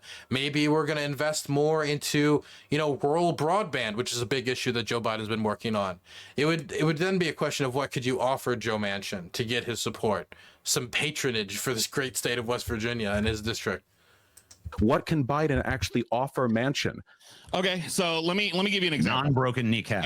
And by the way, like a real answer though. Let me give you. Okay, that is my real answer. That's not a real answer. Okay, so TJ's answer is Joe Biden should say, like a mobster, I will kill you if you do not vote for my infrastructure bill. Then Joe Manchin will run to the press, flip parties, and Joe Biden's popularity will go down by 15 points, as he'll be called like the mobster Democrat. And then that'll be that. It's not going to play off as cool to his base as Donald Trump saying something like half as bad as played with his base. Democrats and Republicans are different people. It's not this. You can't disengage from how politics functions, then get indignant when the outcomes that you arrive at aren't what you wanted. Complicated politics remain complicated even if you approach them with a hammer. We're dealing with a difficult situation nationwide. That's a good line from Vaush. Complicated politics are still complicated even if you approach them with a hammer. That's a good line. This is like a very complicated time to be involved in politics. We can't do this like, well, I want things to be better, so like, you know, whatever, they're going to win anyway. The Democrats are weak, so the Republicans are going to win anyway. Like, we have to be very thoughtful and considerate. Politics. I'm sorry? Name for me a simple time in American politics. Compared to what we're dealing with right now, where there's like massive breaking news almost every other day with stuff like felony charges against the former president, or like an ongoing genocide, or like the fentanyl crisis. There are so many things now that are more escalated than that they were does seem before. actually pretty standard issue. I mean, other than the Compared to like the coming up on Clinton charges. presidency or even the Bush presidency, things are moving so quickly these days. We're at a breaking point. Which Bush presidency? First Bush presidency, we had a lot of news. We're at the cusp of a decision second Bush, sorry. that this country is going to have to make Bush Jr. about whether or not we accept imperfect democracy or fascism. And at the moment, right now, as a consequence of failures within the GOP, people are trending towards us. They're doing worse with every successive election. We can't give up now. Also, I'm just going to quickly say, I don't think that Vaush made a good case for why it's particularly bad now. I think the only good point was the president, like, for felony charges, trying to suspend elections, suspend the Constitution. I think that's the strongest argument. When he's like, there's a genocide going on in the world. Even if you grant that, grant that in Israel, Palestine, or you could grant that for Myanmar or wherever. There were genocides going on during the Clinton administration. I mean, you know, there was a very famous genocide in Africa during the time, the Rwandan genocide. Very famous, movies about it and everything. So I don't think genocide is the hill you want to die on for unprecedented. Genocide is sadly a lot more precedented in the earth than you would imagine. There's another like genocidal type actions going on right now in Sudan by the victorious, it looks like, rapid support forces under Hemedti, and it's getting like zero press attention. Well, in 2 days they slaughtered like 1,200 people, just like in the south, slaughtering tons and tons of people every day. Crazy numbers are coming out of it, and it's gonna get like zero press, like next to zero press. Maybe if we draw things out a little further, maybe the Dems stay annoying, but maybe the Republicans realize they can no longer win elections if they continue to go down this crazy MAGA fascist road, and they have to dial things back a bit. And maybe the threat level gets toned down, the heat gets turned down, and we have the room to breathe again. Wait, what was that? Is it true that you can pick what messages you put on the bottom of the screen here? Remember, kids, Vaush, like most, are not about ending the system. He is only about trying to get ahead himself. Thus, pushing things down the road is the only strategy he needs. Wow. It's very bright and it's very smart. Very smart. I wish I had the brilliant, groundbreaking commentary of break his kneecaps. And, you know, the political strategy of you know, vote third party and, like, you know, I mean, the Republicans are going to win eventually anyway. Those are system-ending inquiries if we were to try that. That's how you end the system. It's through threats of physical violence to your political opponents that would ultimately bite you in the ass, and getting your opponents elected. And maybe the threat level gets toned down, the heat gets turned down, and we have the room to breathe again, to make demands and concessions without the fear that our democracy could literally be broken in half with one wrong election result. I mean, wouldn't that rely on the Republican Party fundamentally becoming a different party? Well, if Joe Biden could pull off the LBJ kind of strong-arm politician, which, by the way, I think people overemphasize that and underemphasize LBJ's history in the Senate, knowledge of the Senate, and his just him knowing how to get legislation through the House and his relationship with people. A lot of people really overemphasize, like, he took out his cock and, you know, it was like, here's Jumbo. It's like, yeah, he did that. and it was really weird, and it maybe helped a tiny bit, but a lot of that was him and his ties, political ties, and the post JFK death momentum. Than it is now. It has in the past 20 years. It went from neocon to fascist. If it can go from neocon to fascist, I think we can break them back into being neocons. At the best, I mean, maybe we can make better. I mean, it's happened, it's happened several times. We can expect more of the Democrats once the Republican Party is pushed back from fascism to neocons again. I mean, it would be a lot easier, I think, to do the whole "I'm going to threaten to vote for a third party" because I still heard all these arguments when it was still just a neocon party. They're still true. You should still vote for the lesser evil, to be sure. I don't think that abstaining with your vote. We can actually hold the Democrats to a higher standard. You can't is the thing. You have dreams of doing this, but you can't. Well, you can hold them to a higher standard. It's just that you can't hold them to a higher standard on election day when there's two options, and your higher standard is going to be like, I'm gonna write in Elmo, right? Like that's you've accomplished nothing. You haven't accomplished anything. There's other times where you can try to hold them to a higher standard, do your best to hold them to another higher standard, do your best to get the best candidates or push the candidates on the issue you care about, and then when the moment comes, using your political power most effectively, which is to vote for the person who would be a better candidate for the country. Is suffering mostly this. There has never been a point in human history where it hasn't been. And they call Paul the doomer Jesus. I know. No, that's totally you have to find joy in it. There will always be the terrible choice you have to make. Yes. Life is the whip. Love it. At no point in human history. Well, I don't ever want to hear that I'm a fucking doomer again. I don't ever want to hear. This isn't being. I feel a little bit like I'm starting to understand Paul's kind of rejection of participation in the war in Ukraine, the Russian invasion of Ukraine. And there's another segment I saw where they talked about the war in Ukraine, and I was going to react to it today, but it's, we've been watching this for so long that I don't really want to watch even more of this once we're finally done reacting to this. But I'm starting to get the impression from Paul that it's very hard for him to deal with the brutal reality of the world as it is and deal with it on reality's terms, as in, these are the candidates we have, we should get the one that's best available, or this is the war that has fallen at our feet, we need to fight it as best we can. That reality is very unpleasant, that reality is very sad, that reality means death and suffering, and so just trying to avoid the reality altogether is much easier to swallow than accepting reality on reality's terms. And I think, maybe Paul would appreciate this Hunter S. Thompson quote. Hunter S. Thompson said, I don't understand how any man could deal with the realities of politics without drugs. And this is the reality of politics. And this is why people like Hunter S. Thompson were massive, massive addicts.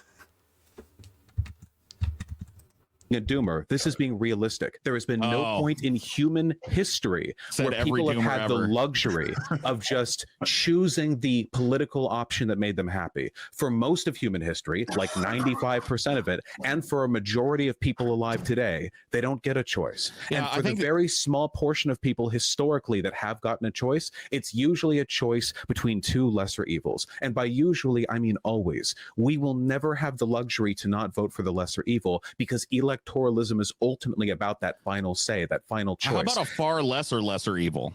If you then do the groundwork, the media work, the advocacy to when popularize those people. It depends on your democratic system too, because not everyone has the American system. Sure, Bernie Sanders nearly won in the primaries in both 2016 and 2020 as a consequence of a lot of work for decades to legitimize progressive perspectives politically. Now, and he lost as a direct result of the DNC being not everything up and allowed to run roughshod over the fucking will of the voters.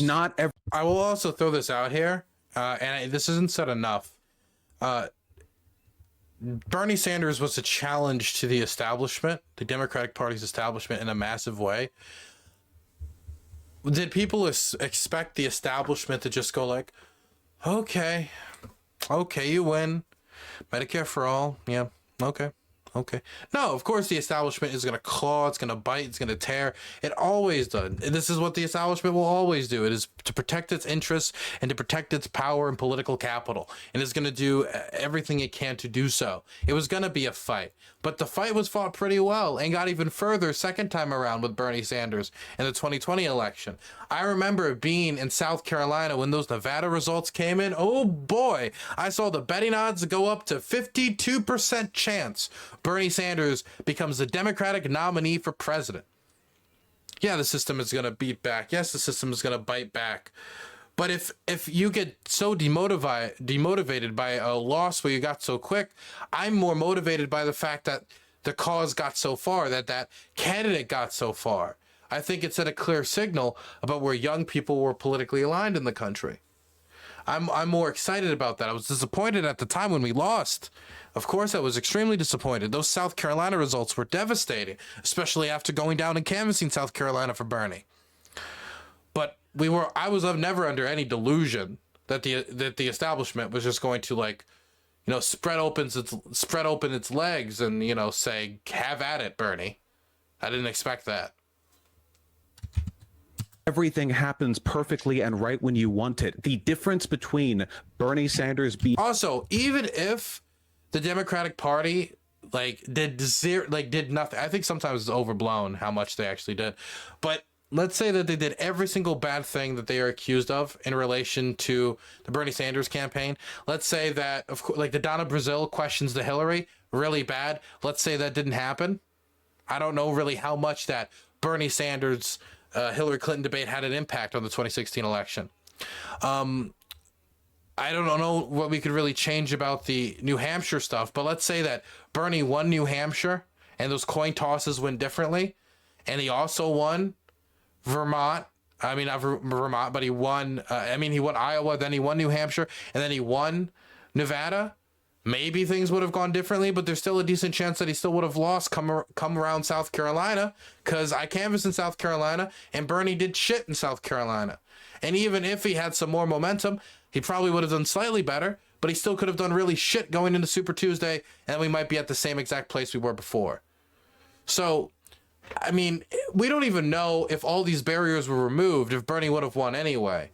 There's still a lot of cultural momentum and endorsements that were needed for Bernie, I think, to do better. If you look at the lack of endorsements he had, especially when he comes to places like South Carolina, didn't even attempt to interact with Jim Clyburn and get his vote, get his endorsement. I know it was a long shot, but at least make an attempt. And this is something that Bernie Sanders even personally claimed. He said, I'm not good at handshakes, during that, I think it was a Washington Post and New York Times interview. Point is, there's still a lot we need to work on. It's not just God has cursed our movement and there's no chance of success.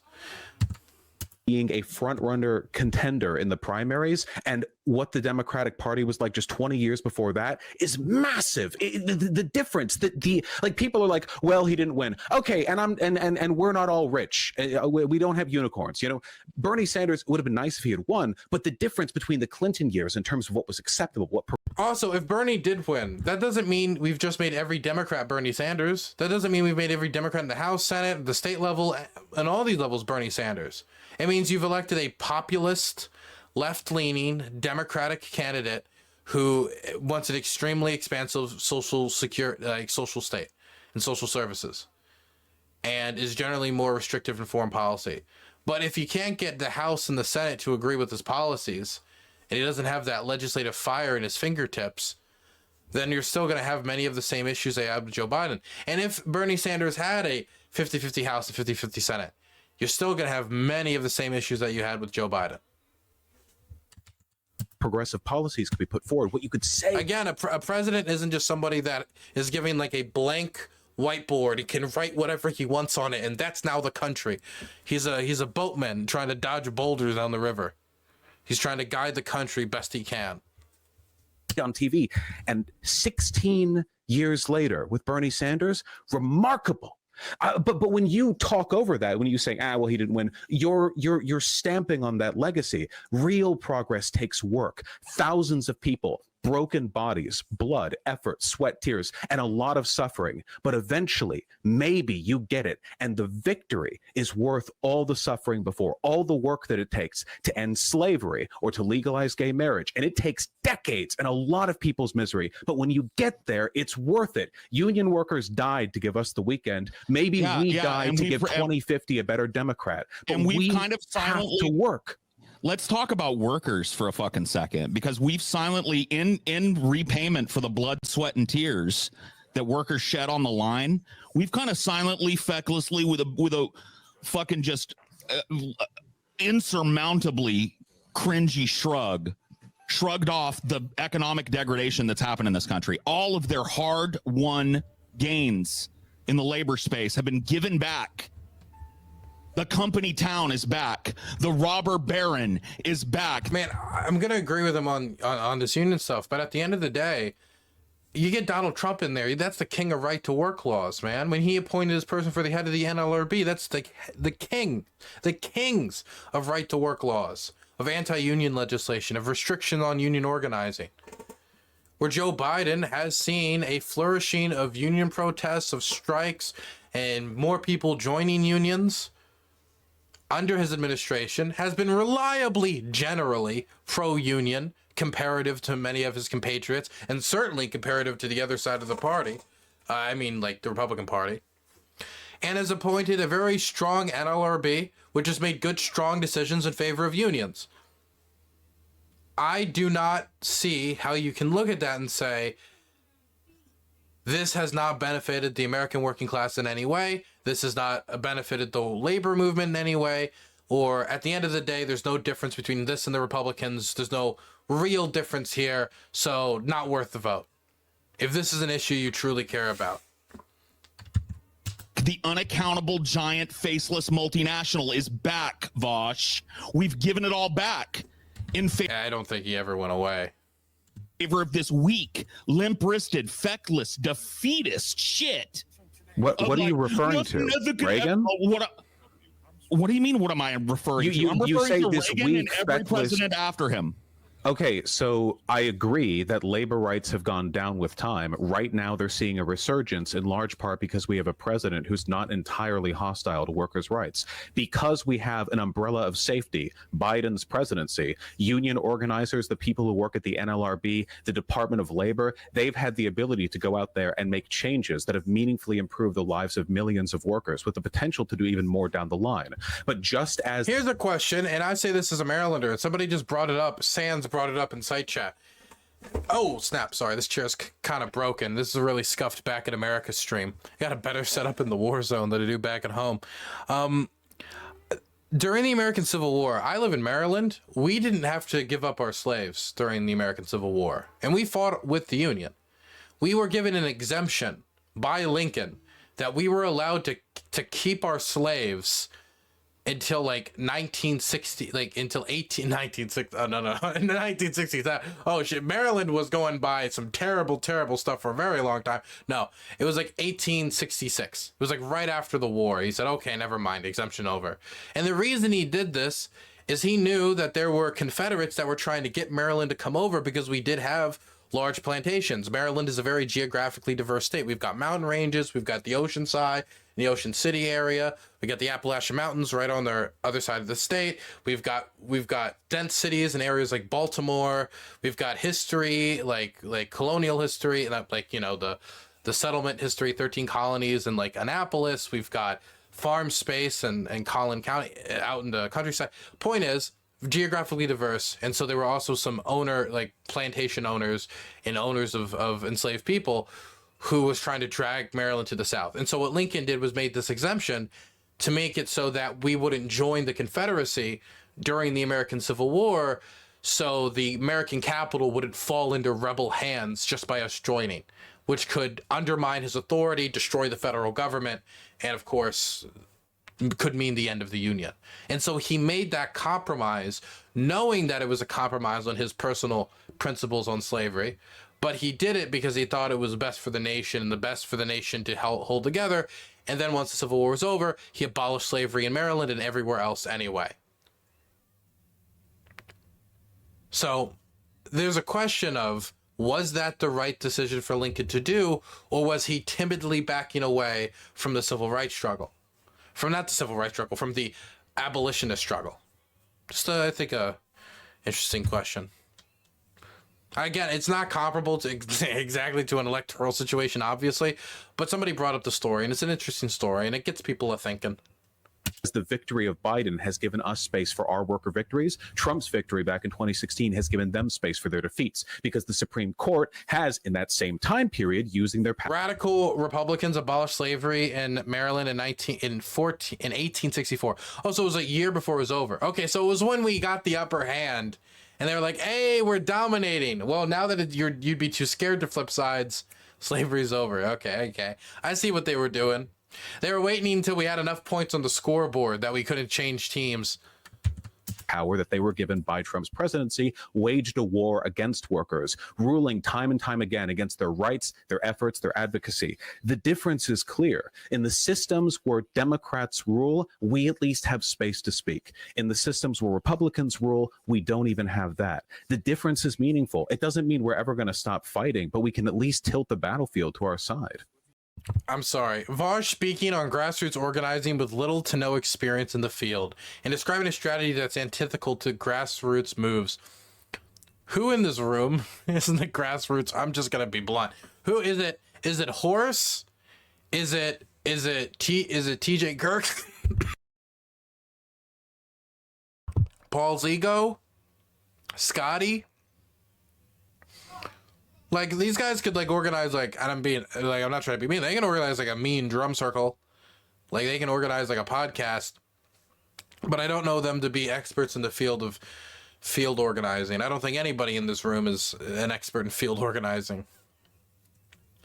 Is Werner Jonan von Kliegeritz an expert on grassroots field organizing? Yeah, I think that we need more than a tilt.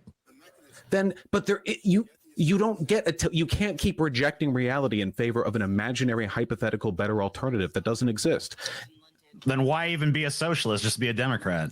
Because socialists are the ones who make Democrats do the occasional good things that they do. By doing what? By putting forth wild ideas that are improbable at the time that slowly but surely become common wisdom, right? And how do you get those ideas realized? You fight for them. You fight, right. Yes, but you don't just turn your back on the entire political process. Bernie Sanders single-handedly kicked off. Yeah, but I'm tired of you saying that is my position. I don't know who you're arguing against, but my position is not to say fuck it to the political process. My position is to say fuck it to the duopoly. That's the political process. Right. We structurally exist in a duopoly. So the question would have to be to him, how do you break out of that duopoly and not end up just wasting your vote and getting an even worse candidate elected?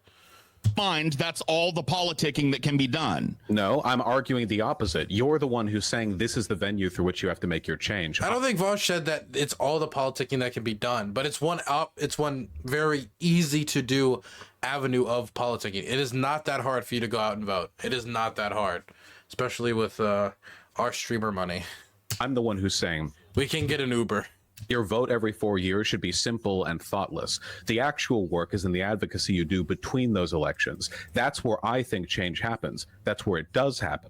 You're the one who's arguing that you have to make this big grandstanding ideological defiance of the two-party duopoly at the polls. And I don't think, you can. I don't think anything good comes from it. In fact, I think it makes work harder for the people who actually do that work for the past 4 years.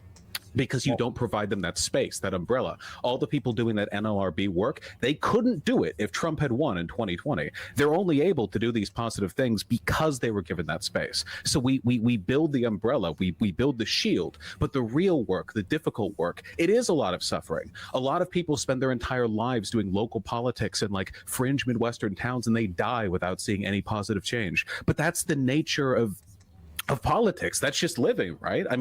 That's always how it has been. If anything, it's better now than it used to be, because it used to be that the people who dared to speak up against the current regime were just offhandedly killed. At least now people get to live through their ineffectiveness, and sometimes we actually do get positive outcomes. I think there's a lot of value to fight for here. I'm not doomer about it. I just think that in the specific venue of like the electoral system and the leader you choose at the end of the process, there's not that much wiggle room. In this case, there's none because of the whole fascism bit. Yeah, I think that we need to immediately divest ourselves from the two-party system and immediately come up with a better way of doing things. A third party. Wow. I think the most constructive, the most constructive of advice. We need to immediately put everything on hold, all participation in the election system. We need to put on hold participating in the structural duopoly that is American politics, because of how our systems are set up, discouraging third parties from finance, from ballot access, from everything, and the lack of seriousness that Americans treat third parties due to them knowing that they don't have a shot. Let's immediately don't engage in any build up to make it respectable in the eyes of the American people. So when you do the attempt is actually worth something, just put everything on hold and think really hard of a good idea to get over these insurmountable odds we have all so clearly outlined. And then we'll do that. So before we have a plan, let's make a mess of everything and hope along the way that we have more than the friends at the end of this long journey. Maybe the real plan was the friends we made along the way. This just feels like Brexit, like conservative Brexit strategy. So first we leave the EU, and then our economy is saved because, oh no, our economy is not saved. Oh no. It feels like you're jumping into a black void with no strategy, and there's a decent chance that all this ends up with is 3 more conservative Supreme Court nominees. Party is only ineffectual because largely because the people whose votes would help it believe that, Also, I do want to throw this out there. What percentage, and this sucks because I'm a progressive, what percentage of progressives not winning elections is really due to the structural embankments and fortresses that have been built up by the DNC and the RNC to protect their own interests or whatever? How much of it is that? How much of it is the duopoly? And how much of it is progressives are just not nearly as popular as progressives might think they are?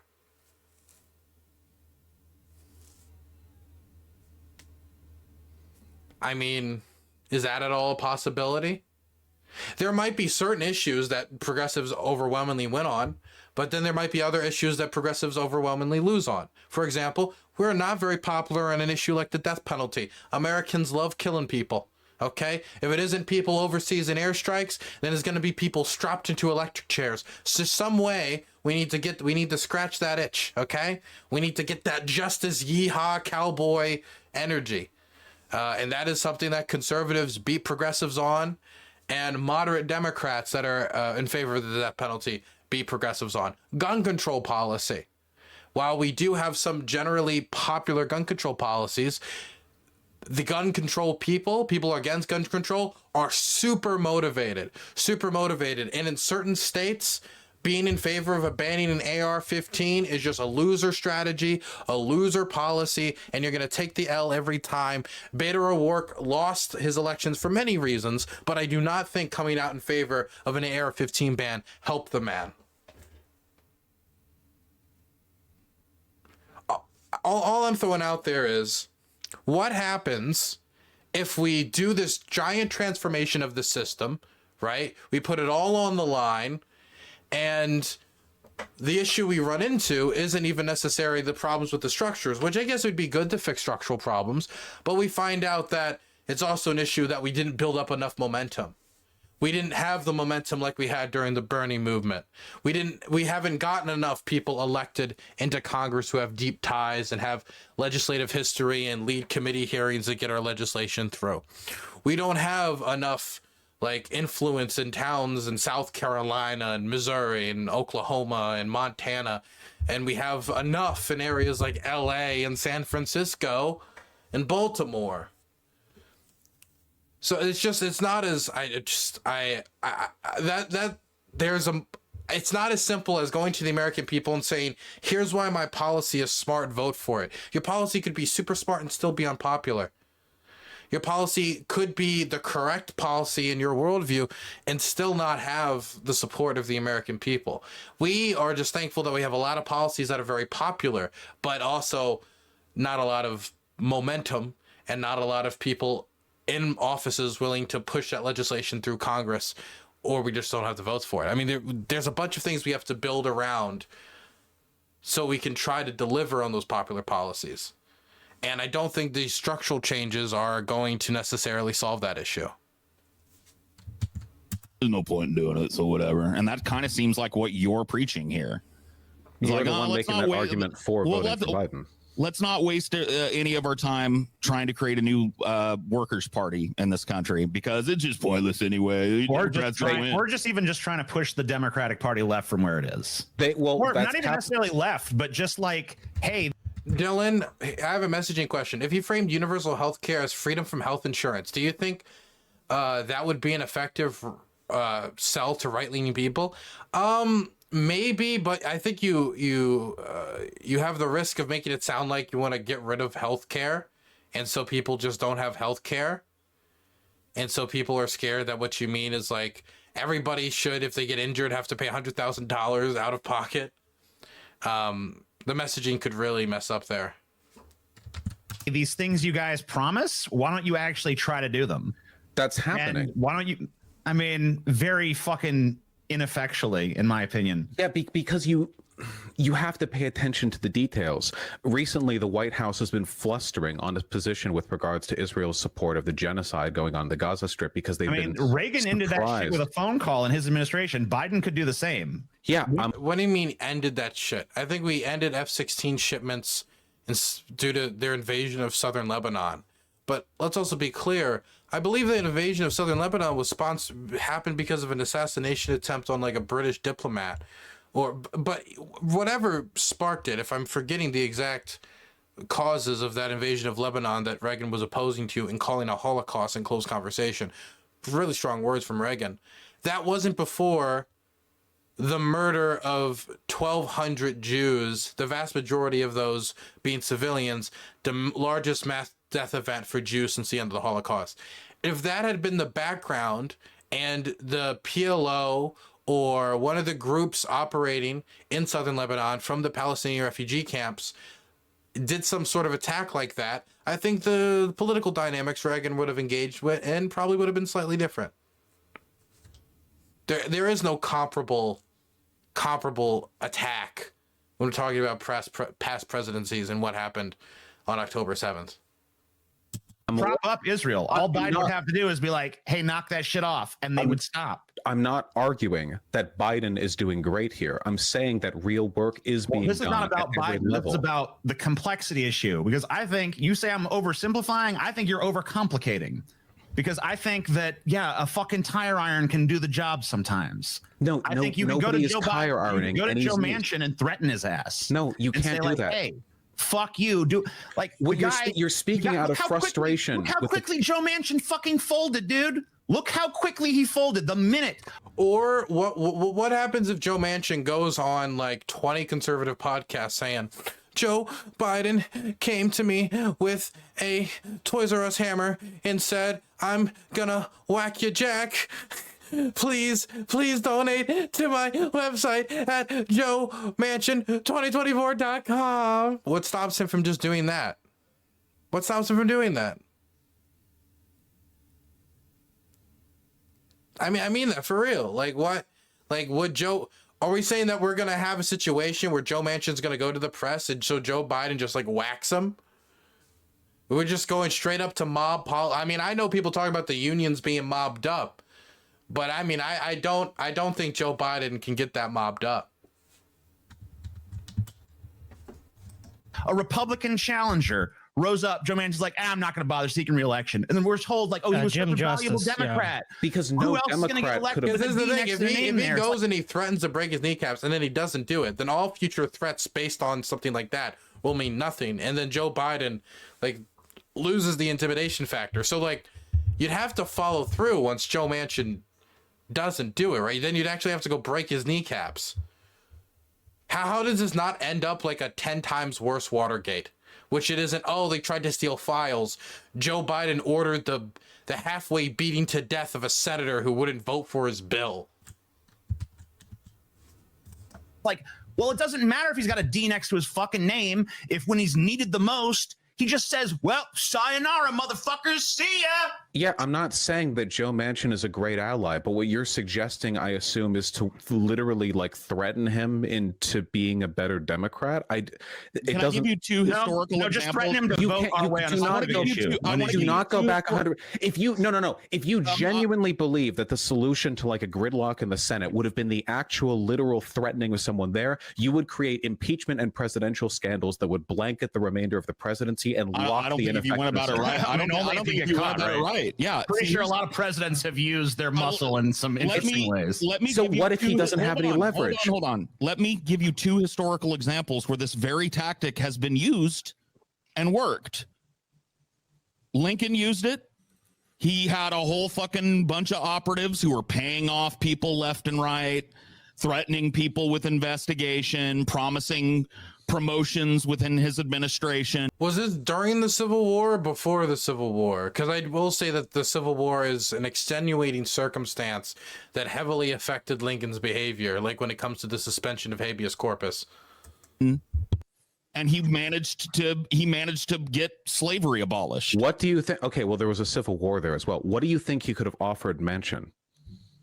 Okay, so let me give you the second example because that's kind of the answer. LBJ. Now, I don't want anybody saying that I'm making excuses for the Johnson administration. He was a piece of shit. He's got the blood of fucking Southeast Asia up to his elbows on his hands. You can't rehabilitate his image. But one thing you can Got big old jumbo, though.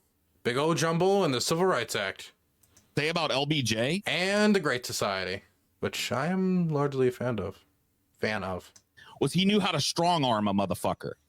He got on the phone with the FBI. I talked about this earlier. Like, it's not as like people give credit to his strong arming, which he was good at strong arming.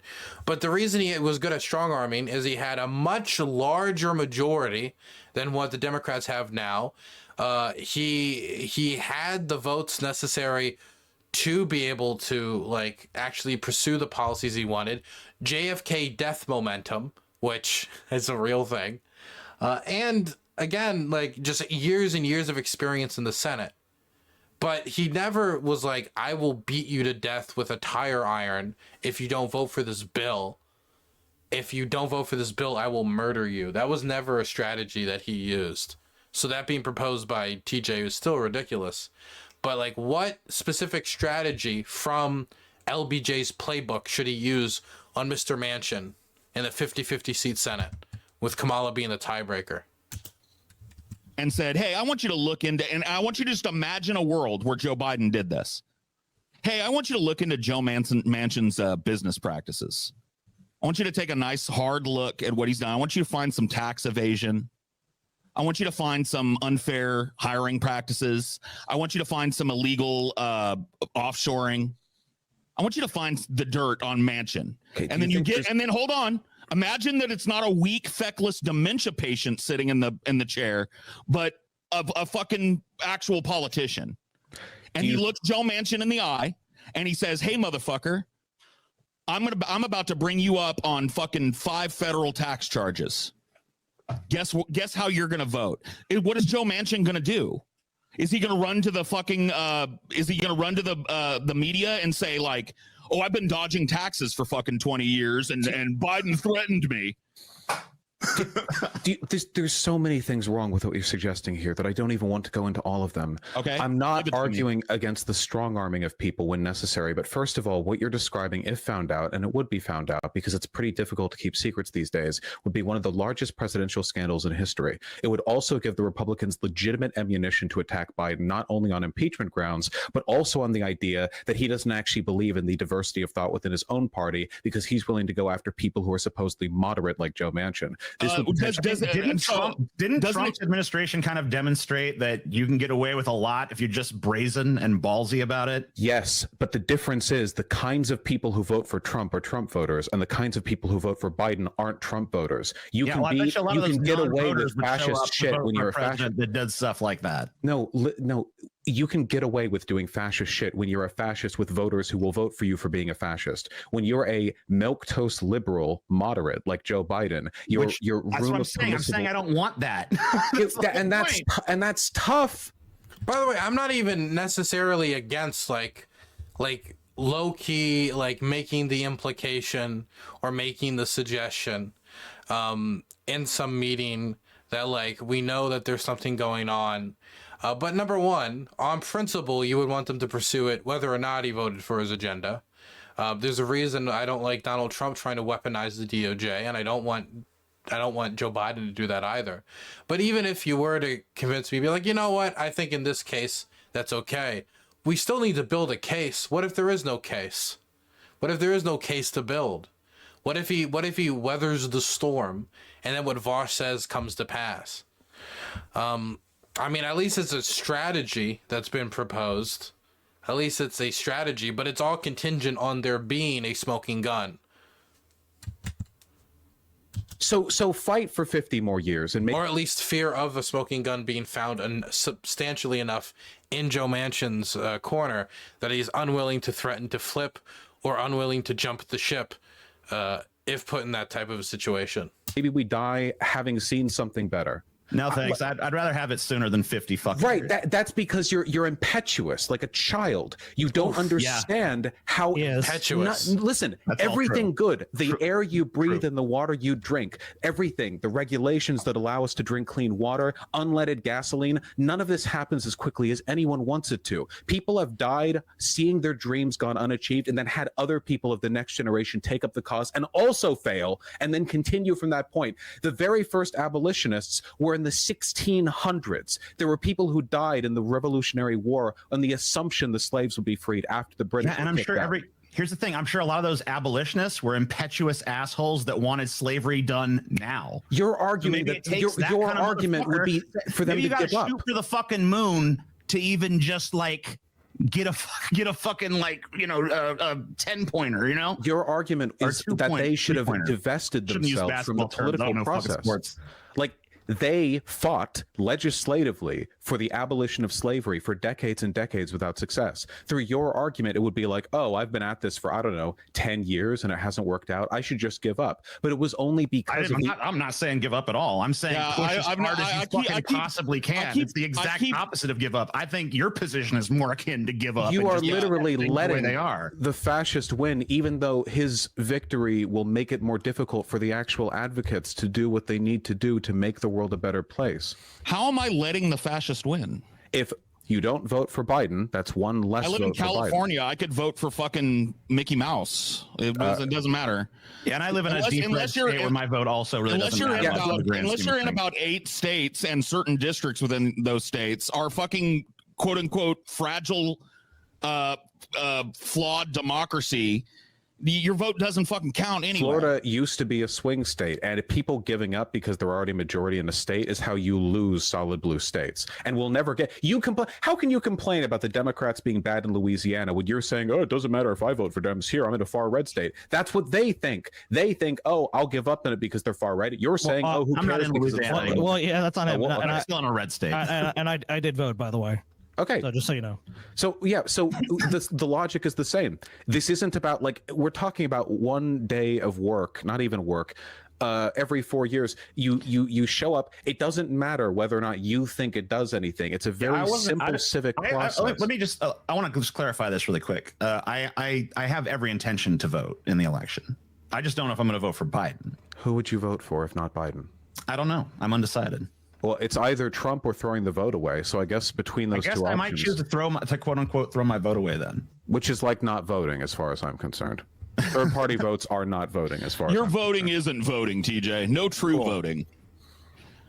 Yeah, fuck that, dude. Okay, is there a section in this debate that I need to see? I feel like I've gotten the general premise. I think I've watched way more than enough of this. Is there any section of this that they get particularly angry that I should check out? I know I had this 17 minutes. No, not this, not the Russian Media Monitor. I had this 17 minutes here, edited out. I found it on YouTube. It says Paul Ego's rages at Vaush.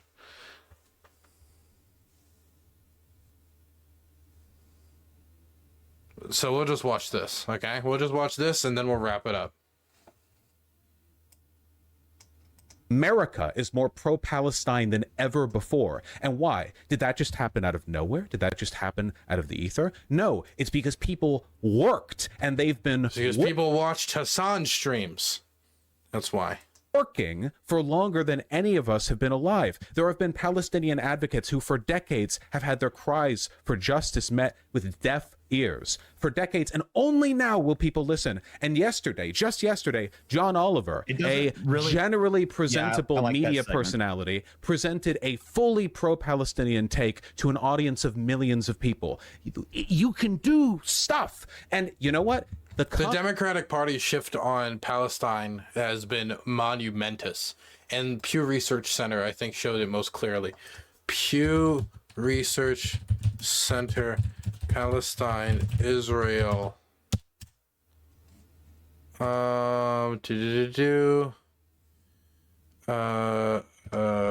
Democrats versus Republicans. Trying to find this data point. I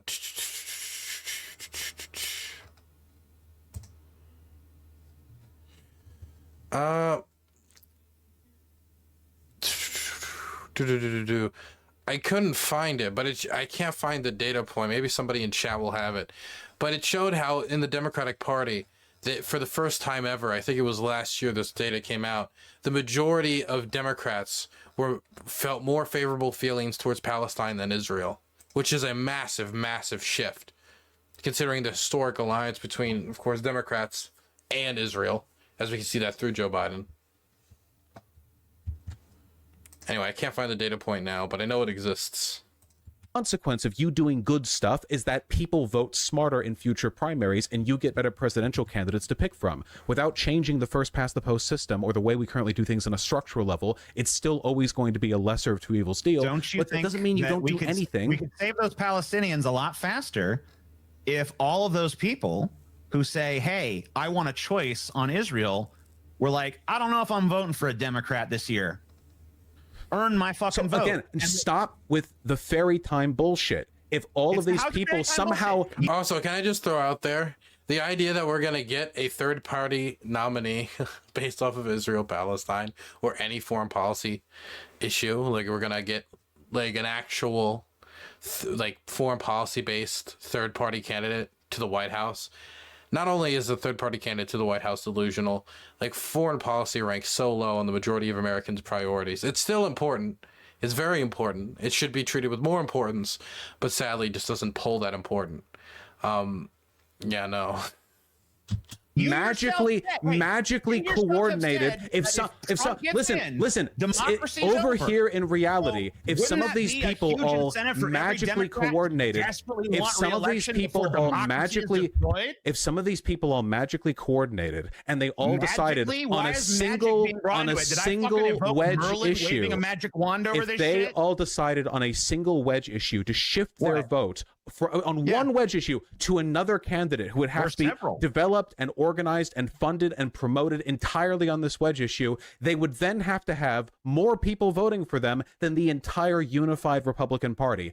Ergo, what you're talking about has never happened, cannot happen. You are talking about fantasy bullshit. You're not happy with how tedious reality is. You are not brave Why do you think for throwing up your arms in the air. You are not brave for throwing your arms up in the air, ignoring reality, and only saying you'll lift a finger off or lift your ass off the seat if some implausibly, impractical, historically like unprecedented shit happens. No political analyst would ever say would happen, but you're like, only for this will I, fucking politics king, get out of my seat and do shit. You're not special. And no, you are. You're special in a class sense. You're more privileged than the people liable to suffer. If this country goes under, I can leave. I'm rich. But there are millions of people in this country who not only don't have that privilege, but they work tirelessly to put the effort in where you think there's no point. Your day for work is not. This will always be my question about this, like, torpedo Brianna Joy Gray, TJ Kirk. You know, we'll just jump on the third party, and if it blows up in the Democrats' face, and it'll serve as a lesson. This is always going to be my question. What do we do in the meantime when the main beneficiary of this shift, of this immediate shift, is going to be the Republicans, and possibly they win, entrench themselves further, when he acknowledges many of the critiques that Vaush brings forward about the leading Republican candidates' kind of inherent anti-democratic principles that he seems to be laying out very clearly and acting upon, not just laying out, but having acted upon them.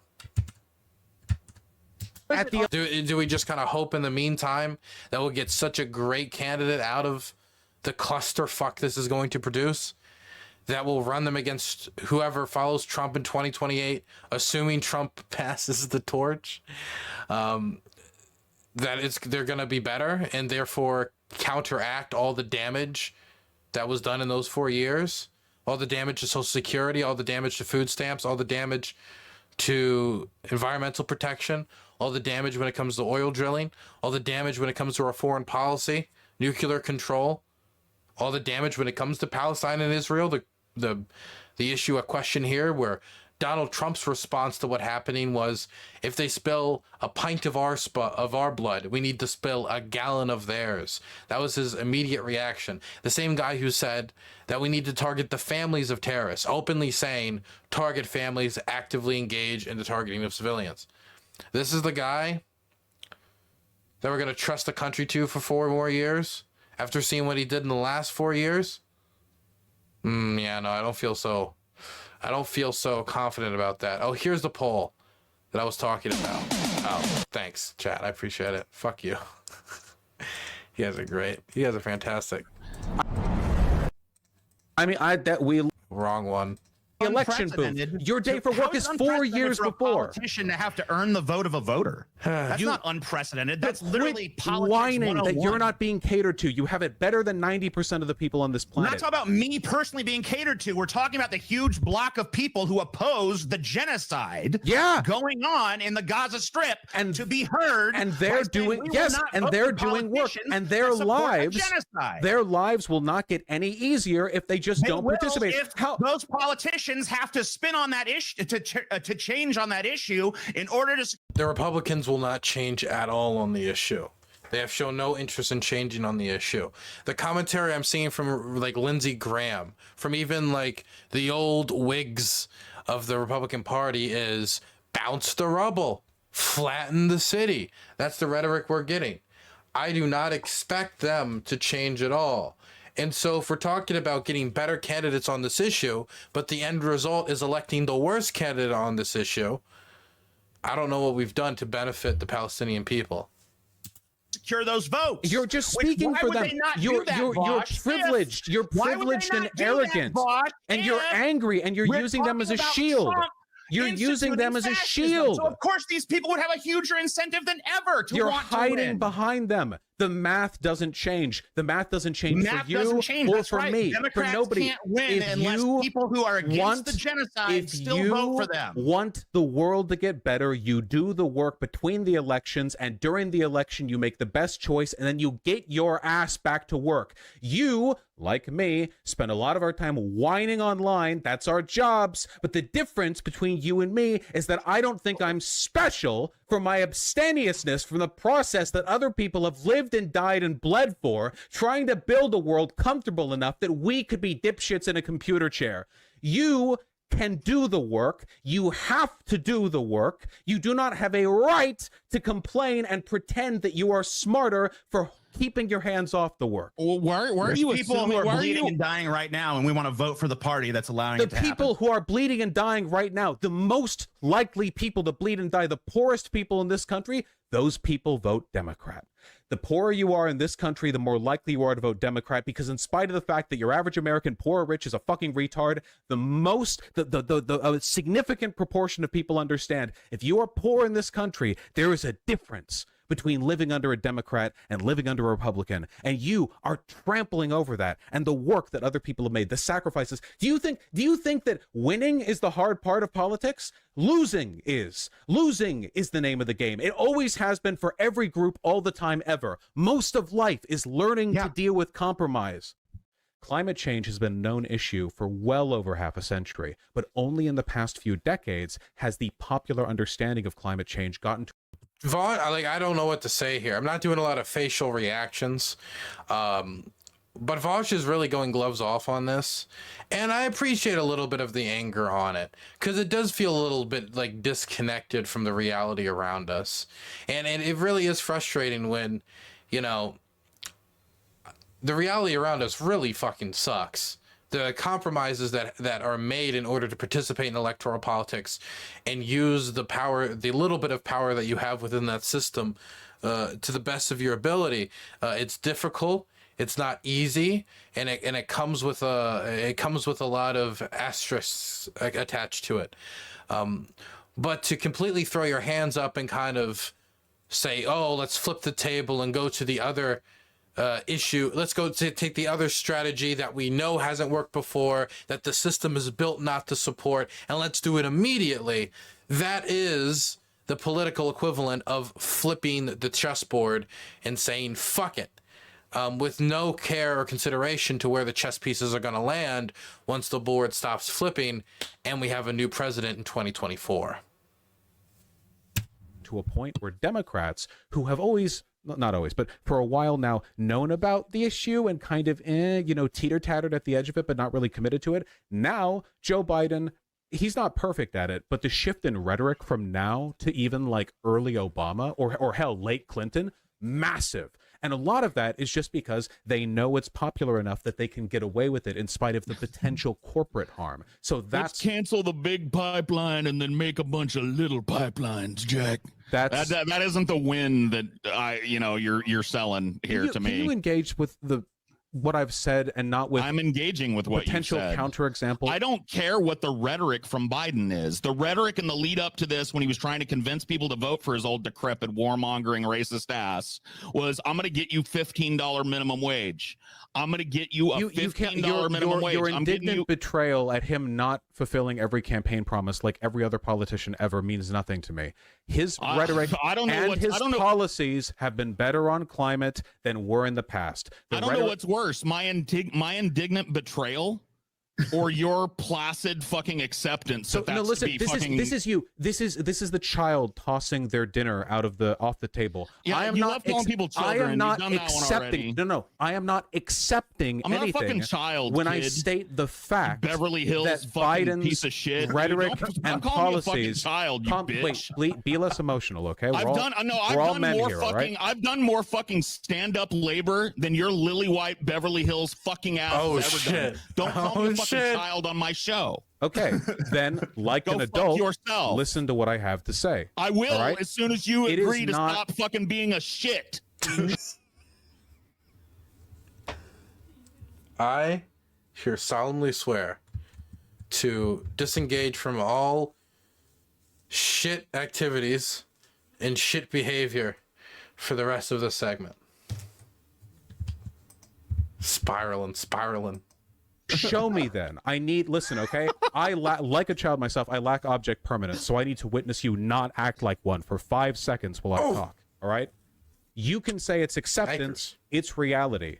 The rhetoric and the policy have gotten better, and it's a product of public acceptance. You providing examples of Biden doing bad things or saying that rhetoric itself isn't enough, these are not meaningful counterarguments, okay?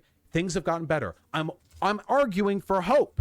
I'm arguing for a process that makes You got a things weird happen. way of arguing for hope. Life is suffering, and you just got to accept it and suck it up because that's just the way it is, Jack. Man, And now we have that's weekends. That's some real fucking thin gruel hope you've got there that you're selling. And now we have weekends. Now we get to What was their hope? Fucking gangster politics. I'm like, I hear you run a coal mining business. See? A coal mining business. Well, if you want to still go into them coal mines and use those kneecaps you got there, you better vote for my Inflation Reduction Act.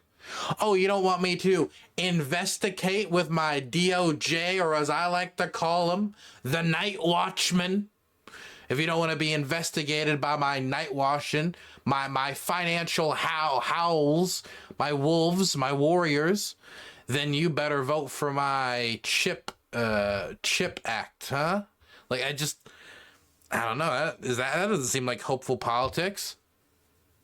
That seems like mafia-esque politics. There's just a strong arm politics. But then that doesn't feel like large scale institutional change. That just feels like once immediately that figure dies, you create a power vacuum, and then all of your progress can be redacted. This is the same problem with introducing things by executive order.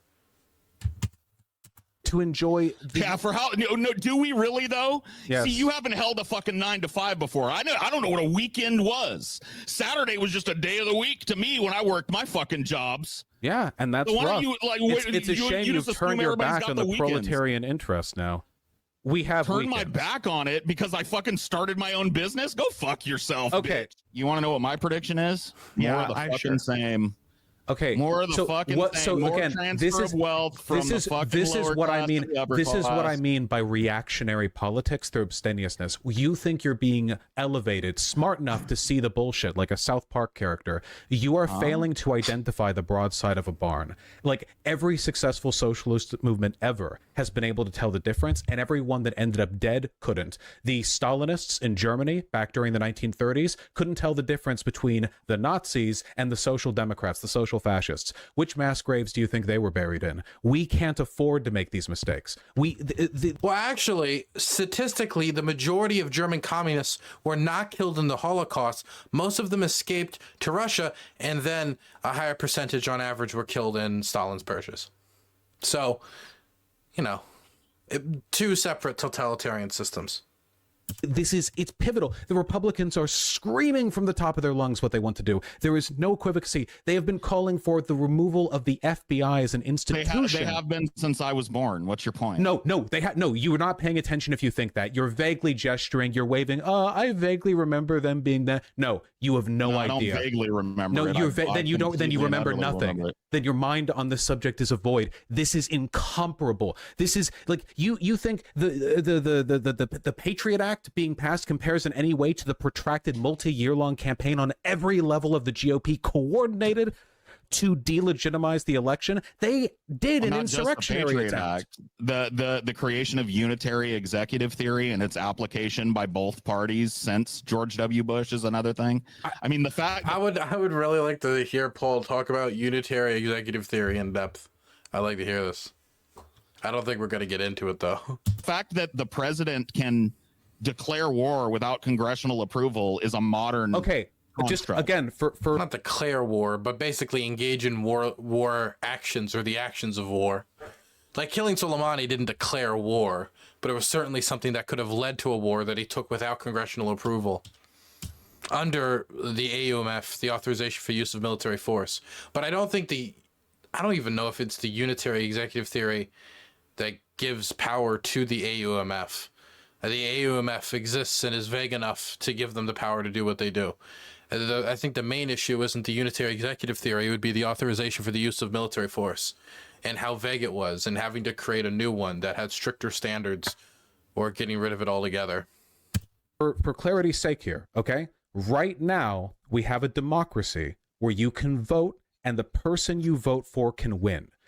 The world that he wants to build is one in which every single member of government that is either elected or appointed fundamentally cannot accept a victory from a Democrat.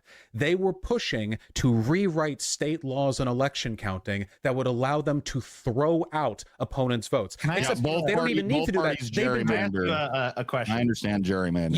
You can't keep you're describing the difference between like stubbing your toe and getting bricked with a hammer as like, well, they both hit me. You have no idea what you're talking about. What you're engaging in right now is not enlightened leftist perspective. You're engaging in bottom of the barrel, South Park, Cartman-ass tier, zero IQ, centrist moderate, hasn't learned a thing about politics in their entire life, bullshit equivacy. How dare you? Damn. You claim to care about the legacy of your union parents. You would literally preside over a death camp and go, well, you know, Biden probably would have done this too. Like, it's disgusting. What? It's senseless. Well, I don't.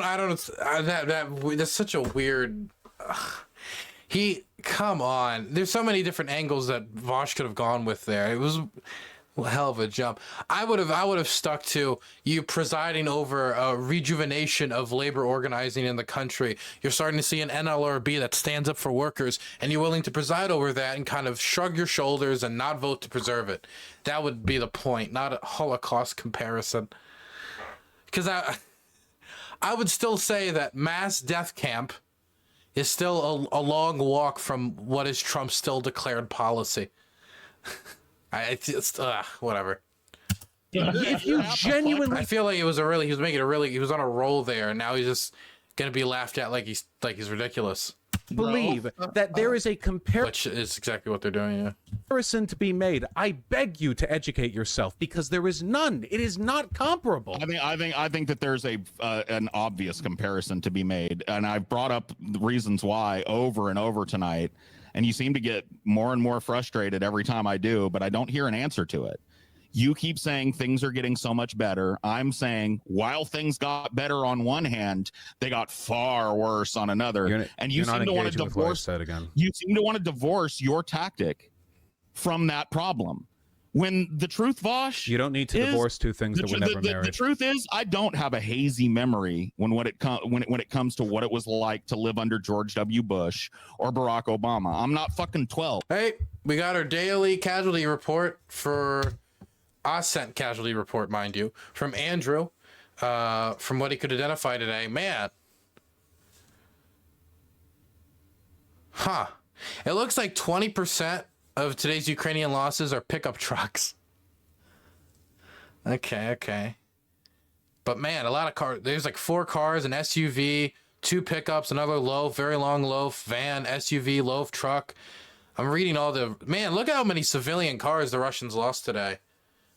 And let me tell you, man, I can tell you from being out there, there's so many civilian cars being put into military use. And that doesn't mean they're marked like civilian car. They're usually like painted green and stuff like that. But man, there's so many civilian cars transporting troops around. Not at all fit for like armored transport or, you know, safe transportation of troops. Not really good APCs. But I mean, you use what you got. And the Russians lost a lot of cars and SUVs today. Seems like they lost some tanks, some IFVs, artillery, electronic warfare equipment. They got an air fence system damaged, a drone, bunch of trucks, civilian vehicles. And the Ukrainians lost 2 civilians, 2 MRAPs, an APC, an IFV, a tank artillery system, and a radar. Okay. Man, the Avdiivka losses have been steep. Anyway, back to this. Let's finish this up. Bro. All right, I was a tax-paying 9-to-5 worker during both of those presidencies, so let's be real about this shit. You're literally doing the bit too right now. You're like, well, I wore my blue jeans to work. Well, you don't know shit, dude. Maybe I'll remember how it went. Yeah, I know that fucking triggers you young think people. Is wise cynicism. Like you think you're like, what are you, Rick Sanchez? You just don't know shit. You do not know. This is why you keep running back to the same, well, Biden's bad. I know. Great. Tune into my streams. Find out more reasons he's bad. You think you're brave or evocative for pointing out that things have gotten bad. That you need to write a book worse? like everyone knows this. How Biden? I still didn't hear. I still want to hear from Paul, like how the economy has gotten worse under Biden due to Biden's actions. is the worst thing to ever exist and why you should still vote for him. That would be like, I don't think the compromises made on the infrastructure investments made the country worse. I think it kneecapped making the country better. 9% Hitler, buddy. B&T that was a famous scammer, so we don't know shit about work. Sorry, guys. Yeah, but I mean, like, you can talk to them about that. But if you're going to talk to me about my chops as a laborer, I've been employed since I was fucking 16 years old. You know which party tends to aggressively push for lower minimum working laws? Oh, no, Vaush. I don't think that's what he meant, Vaush. At a state level? Which party? Go ahead and tell me. It's the Republicans. They tend to be the ones to push for that. Is it? Yeah. Well, thankfully, we got the Democrats to push back. Oops. Child labor's back. Wait, I don't know why you're saying oops. The child labor stuff is largely happening under Republicans. When Dems are in charge of their state houses, that doesn't tend to happen. Like, wait, what? Yeah. There is a difference between the parties. I don't like you tend to assume there isn't on a state level. Never mind. Look, like it's like with I keep forgetting if it's Michigan or Wisconsin or Montana because my brain is small. But there was recently in the Midwest a state that just barely managed to eke out a Democrat majority. And Wisconsin. as a consequence, they've done fucking communism over there. Well, it's not communism. It's like free school meals, but still, it's cool stuff. Michigan. Sorry, it's chat's saying it's Michigan. And then now I thought it was Wisconsin. No, it was Michigan. Okay. saying it's Minnesota. It's Minnesota actually. Okay, it's Michigan. Okay. They're doing like communism over there. They have like a one-person lead in the state house, and they've been doing a bunch of insanely good shit. Like I think that the difference between Democrats and Republicans tends to be more pronounced on the local level because on a local level it's easier to win without being a big corporate stooge, whereas you need to be one if you're going to win presidency. There are too many connections to pull into there. So I think that on a local level the difference is more pronounced because like there are local Republicans that are saying insane shit with basically no pushback, and local Democrats that are doing really cool stuff.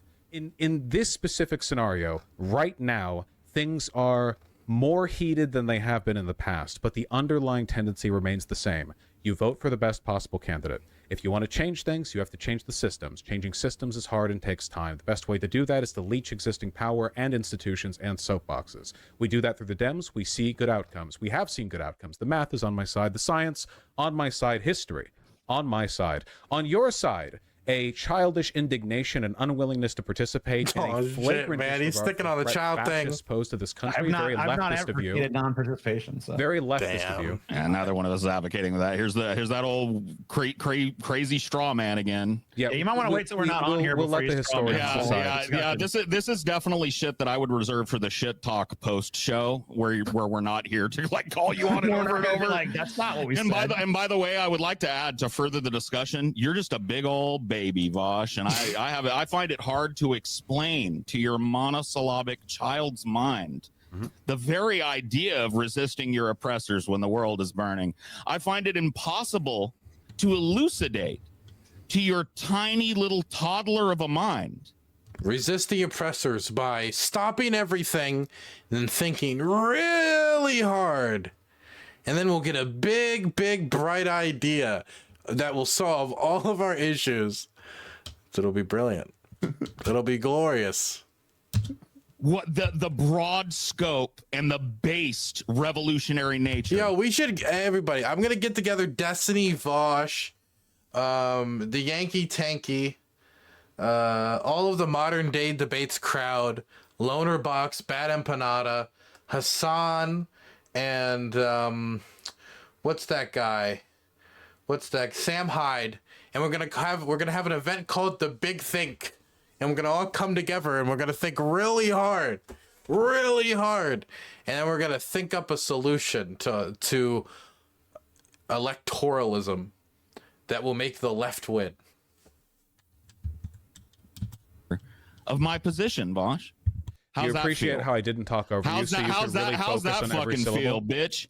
How do you like that? I'm not a child. There's no children present. Okay, thank goodness. There's no fucking children present. Why here. would you call me monosyllabic, but then make fun of me for using vocab words? Shouldn't you have said polysyllabic? Monosyllabic is the word that I used, and it means that you only use one syllable because you dumb. That's what it means. Is that what I'm known for? But then you said Amelia. All right. Well, I will say that Vaush talks in this tone in the same way all the time, everywhere. Off stream, on stream. How was your day, Vaush? Well, I thought my day was quite exquisite. You know, I had a fantastic frolicking with the. It's always in that same like presentable tone, saying it in like the most like. And I'm not trying to call him a robot. It's just he's always speaking in that same presentable stream formatted way.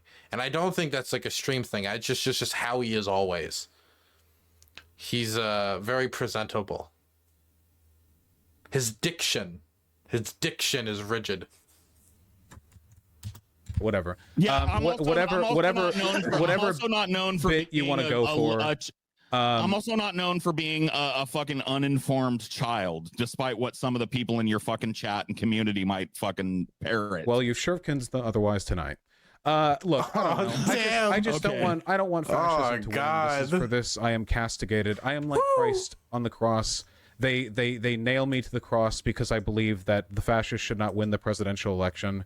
In my corner, agreeing with me is everyone who does advocacy work for everything meaningful that gives us joy and light in our lives. And on your side, I guess there's, I don't know, habitual pot smokers. I feel like we've made the arguments. I feel like we've made our cases. We can leave it to time, history, and in my case, the unerring laws of mathematics. He said you a bunch of burnout hippies. Damn, man. Poor Scotty. Was correct. Got it. All right. Yeah, all right. Fair enough. Yeah. Well, you know what? One more thing before you leave, Vaush. One quick thing. It won't turn into a big thing. I just wanted to say from my heart, good day, sir. Thanks for having me on, Lance. I hope you do well. That was a good ending. That was a great ending. Okay, that's enough of that. Oh my God, that was a lot.